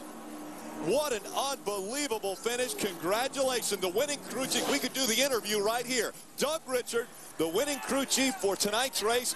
Mike Skinner back in victory lane in 2008. That was something. I'll tell you, Slugger Lobby was joking before the race, because remember we talked about you guys getting into the wall. He said, Doug gave me a wrecked race truck, the crew chief here, but it was a pretty good one, looked like. But tough hit there for Colin Brown. NASCAR's trying to make a call on this right now. As they come down to the line, the 5 truck was ahead of the 99. What will they call? Did the caution come out? Are they going to go back to the last loop? That's what we're going to have to wait and see here. And remember, here they're coming to the line. You see Eric Darnell makes a great run through 3 and 4 on the outside. He actually pulls ahead of Mike Skinner. See if Mike's going to fight back on the inside. He gets a little bit sideways. He beats Eric down to the line, but NASCAR has to determine if the caution flag are out. It was not, and Mike Skinner is our winner. Mike Skinner is going to win this race. He'll celebrate in front of the grandstands. What an amazing finish here at Las Vegas Motor Speedway. I said I wasn't going to get excited, but I think I did. It's kind of hard not to get excited when the finish ends like that. You work with this stuff all week long and getting here and the preparation that goes into it. And when you see it cross the line, it's the best feeling in the world you can have. I'm going to tell you, I guarantee you this has never happened before where we've had a winning crew chief up in a broadcast booth with us. No, hey, and Doug, we will let you go down to victory. Is it okay if I can go down and join them, maybe? We would let you go down there and celebrate. That's win number 11 for you in the truck series. Yeah, and let's give an attaboy to Slugger, too, who did a great job calling the shots down there. Yes, sir. I mean, with Slugger, coming off the 22, he usually spots for the 22 in Scott Speed, but he came down. That's Bill Davis racing right there at its best. Everybody working together. I saw 23 guys in the back of our pit. I mean, it's just awesome feeling. Bill Davis, the Toyota Tundra in victory lane, and I'm part of it. That's cool. Unbelievable. What a great finish. Yeah, and congratulations, by the way. Let's look back to what has just taken place here in Las Vegas. Saw Brendan in the middle there. The 7 of TJ Bell came down a little bit. Got Brendan a little bit loose. Brendan did a nice job trying to save that truck. Around he went. Remember, no caution flag yet as these guys race through 3 and 4. There's another view. You see Brendan got a little bit loose. Actually had to chase it up the hill. Made a little bit of contact with TJ Bell. Brendan did a nice job trying to save that truck. And here comes the battle for the win. Eric Darnell makes a great run through 3 and 4 on the outside. Pulls ahead, but Skinner fights back on the inside. And we have seen Skinner do this before. He did it to Bobby Hamilton. Those two raced at Atlanta. It was Bobby Hamilton that won that race. Skinner went by sideways. This time, the truck sticks, and he wins it by about 4 feet. That's where you want the veteran driver in the seat of your truck. He got Darnell. He got him on the outside. He was able to carry that momentum, and that's what got him the position to do that right there. Our scoring shows him winning by 2/100ths of a second. A very close finish once again in the NASCAR Craftsman Truck Series. It's not only the excitement on the racetrack and the finish of this race, our points battle is now 1 that separates the top 2. 2/100ths of a second separated for the win. 1 point in the championship battle. Welcome back. We hope that you have all caught your breath. Welcome back to Las Vegas Motor Speedway. It is the 5 of Mike Skinner that has won this race. He is making his way into victory lane. It's a very unique victory lane here at Las Vegas. It's actually back in the middle of the garage. Let's go to second place, Eric Darnell, who's with Adam Alexander. And Mike Skinner victorious, and his pleasure, the disappointment of this guy. And Eric, you've been on the other side of it, that dramatic win on the final lap at Michigan. So take us through what happened here as Skinner got you at the line. Well, Mike was just a little bit better than us on the restarts. It took us 2 or 3 laps to really get going. And from that point on, we could really kind of drive away from him and check out. But You know, he was pretty good on the restarts. His truck was real good for a couple laps before he got some heat in the tires, and unfortunately it cost us at the end. Our Northern Swimming Equipment Ford was really good tonight. You know, I really wish we would have picked up that win. If we had green flag laps at the end, I think we would have drove away from him. But congratulations to Mike. You know, he did a good job tonight. That's what Truck Series racing is all about. Best racing in NASCAR. A number of late cautions, eventually a green-white checker finish, and perhaps that's what takes away win number 2 in 2008 from Eric Darnell. It's been 22 races since Mike Skinner last won. The gunslinger comes back. Win number 25 in the NASCAR Craftsman Truck Series career. And what a finish at the line with Eric Darnell. And here he comes in for the big body slam. Mike, it has been a frustrating season for you guys so far, but what an unbelievable finish. Can you believe that? Yeah, I'll tell you, Eric's truck was awfully good, and you know, that 6 truck was right up my butt, and I knew I was not going to wreck Eric to win the race. I was going to push him, bounce off of him, do whatever I had to do, but he's a friend, he's a class act, and he's a great future in this business. He's a good guy, and but right now the 5 truck's back in victory lane, and I want to thank Tundra. Man, we've struggled, man. I'm telling you, the 5 team has really, really struggled. But Doug Richards came over, and he's a man of his word. He kept his word to television, did TV tonight, and Slugger Labby, he's son of a gun. Slugger stood in for him, and last time I was here with Slugger, I think we qualified 5th in the Cup race. But, man, I just thank you. Thank you, Toyota. Gosh darn. Mike, you got into the wall in practice earlier today. That unbelievable save you had in qualifying. Did you have the confidence that your truck was good enough to get this win tonight? I've had the confidence all along. I knew that we had the 2nd or 3rd best truck, but I knew that I had one shot, and you know, you got to make the best of these things. And I tried him on the bottom, and they lined up behind me, and I said, well, I got to fake him to the bottom and try him on the top, and that Ford had an awful lot of horsepower, but this Tundra drove really, really good, and it had a lot of horsepower too. John Dysinger and those guys, they've been handed a handicap here, and they've overcame it really, really good. And the celebration is about to begin. Ladies and gentlemen, Mike Skinner back in victory lane after 22 races. Let's take a look at tonight's Stay in the Game with Just for Men hair color moment. And we've got to actually look back before this race. Yeah, watch this now. Watch Mike Skinner's hands. Ray referenced this. This is qualifying. He was able to get that truck stopped. He turned around, went all the way back around the racetrack, ran one more lap, ended up putting that truck up in 3rd. That helped him with the track position, run up front all day, and he ends up in victory lane. Stay in the game with Just for Men hair color. Take a look at our Ford point standings. Johnny Benson still your race or your points leader, but by only 1 point over Ron Hornaday. How tight of a battle have we got? Look at that dogfight between 4th back to 7th. Only 33 points between 4th and 7th. Matt Craftsman just 164 points out as well. This one we knew was going to be exciting, and in 2 weeks, it's just going to continue to heat up. Talladega Super Speedway, the next stop for the NASCAR Craftsman Truck Series. We saw them 2 wide, side by side at the start-finish line for the finish. I'll guarantee you there'll be 2, if not 3 or 4 wide at the finish of that one. It'll be unbelievable. You don't want to miss a minute of the action in the NASCAR Craftsman Truck Series. The Gunslinger victorious in Las Vegas. Thanks for watching.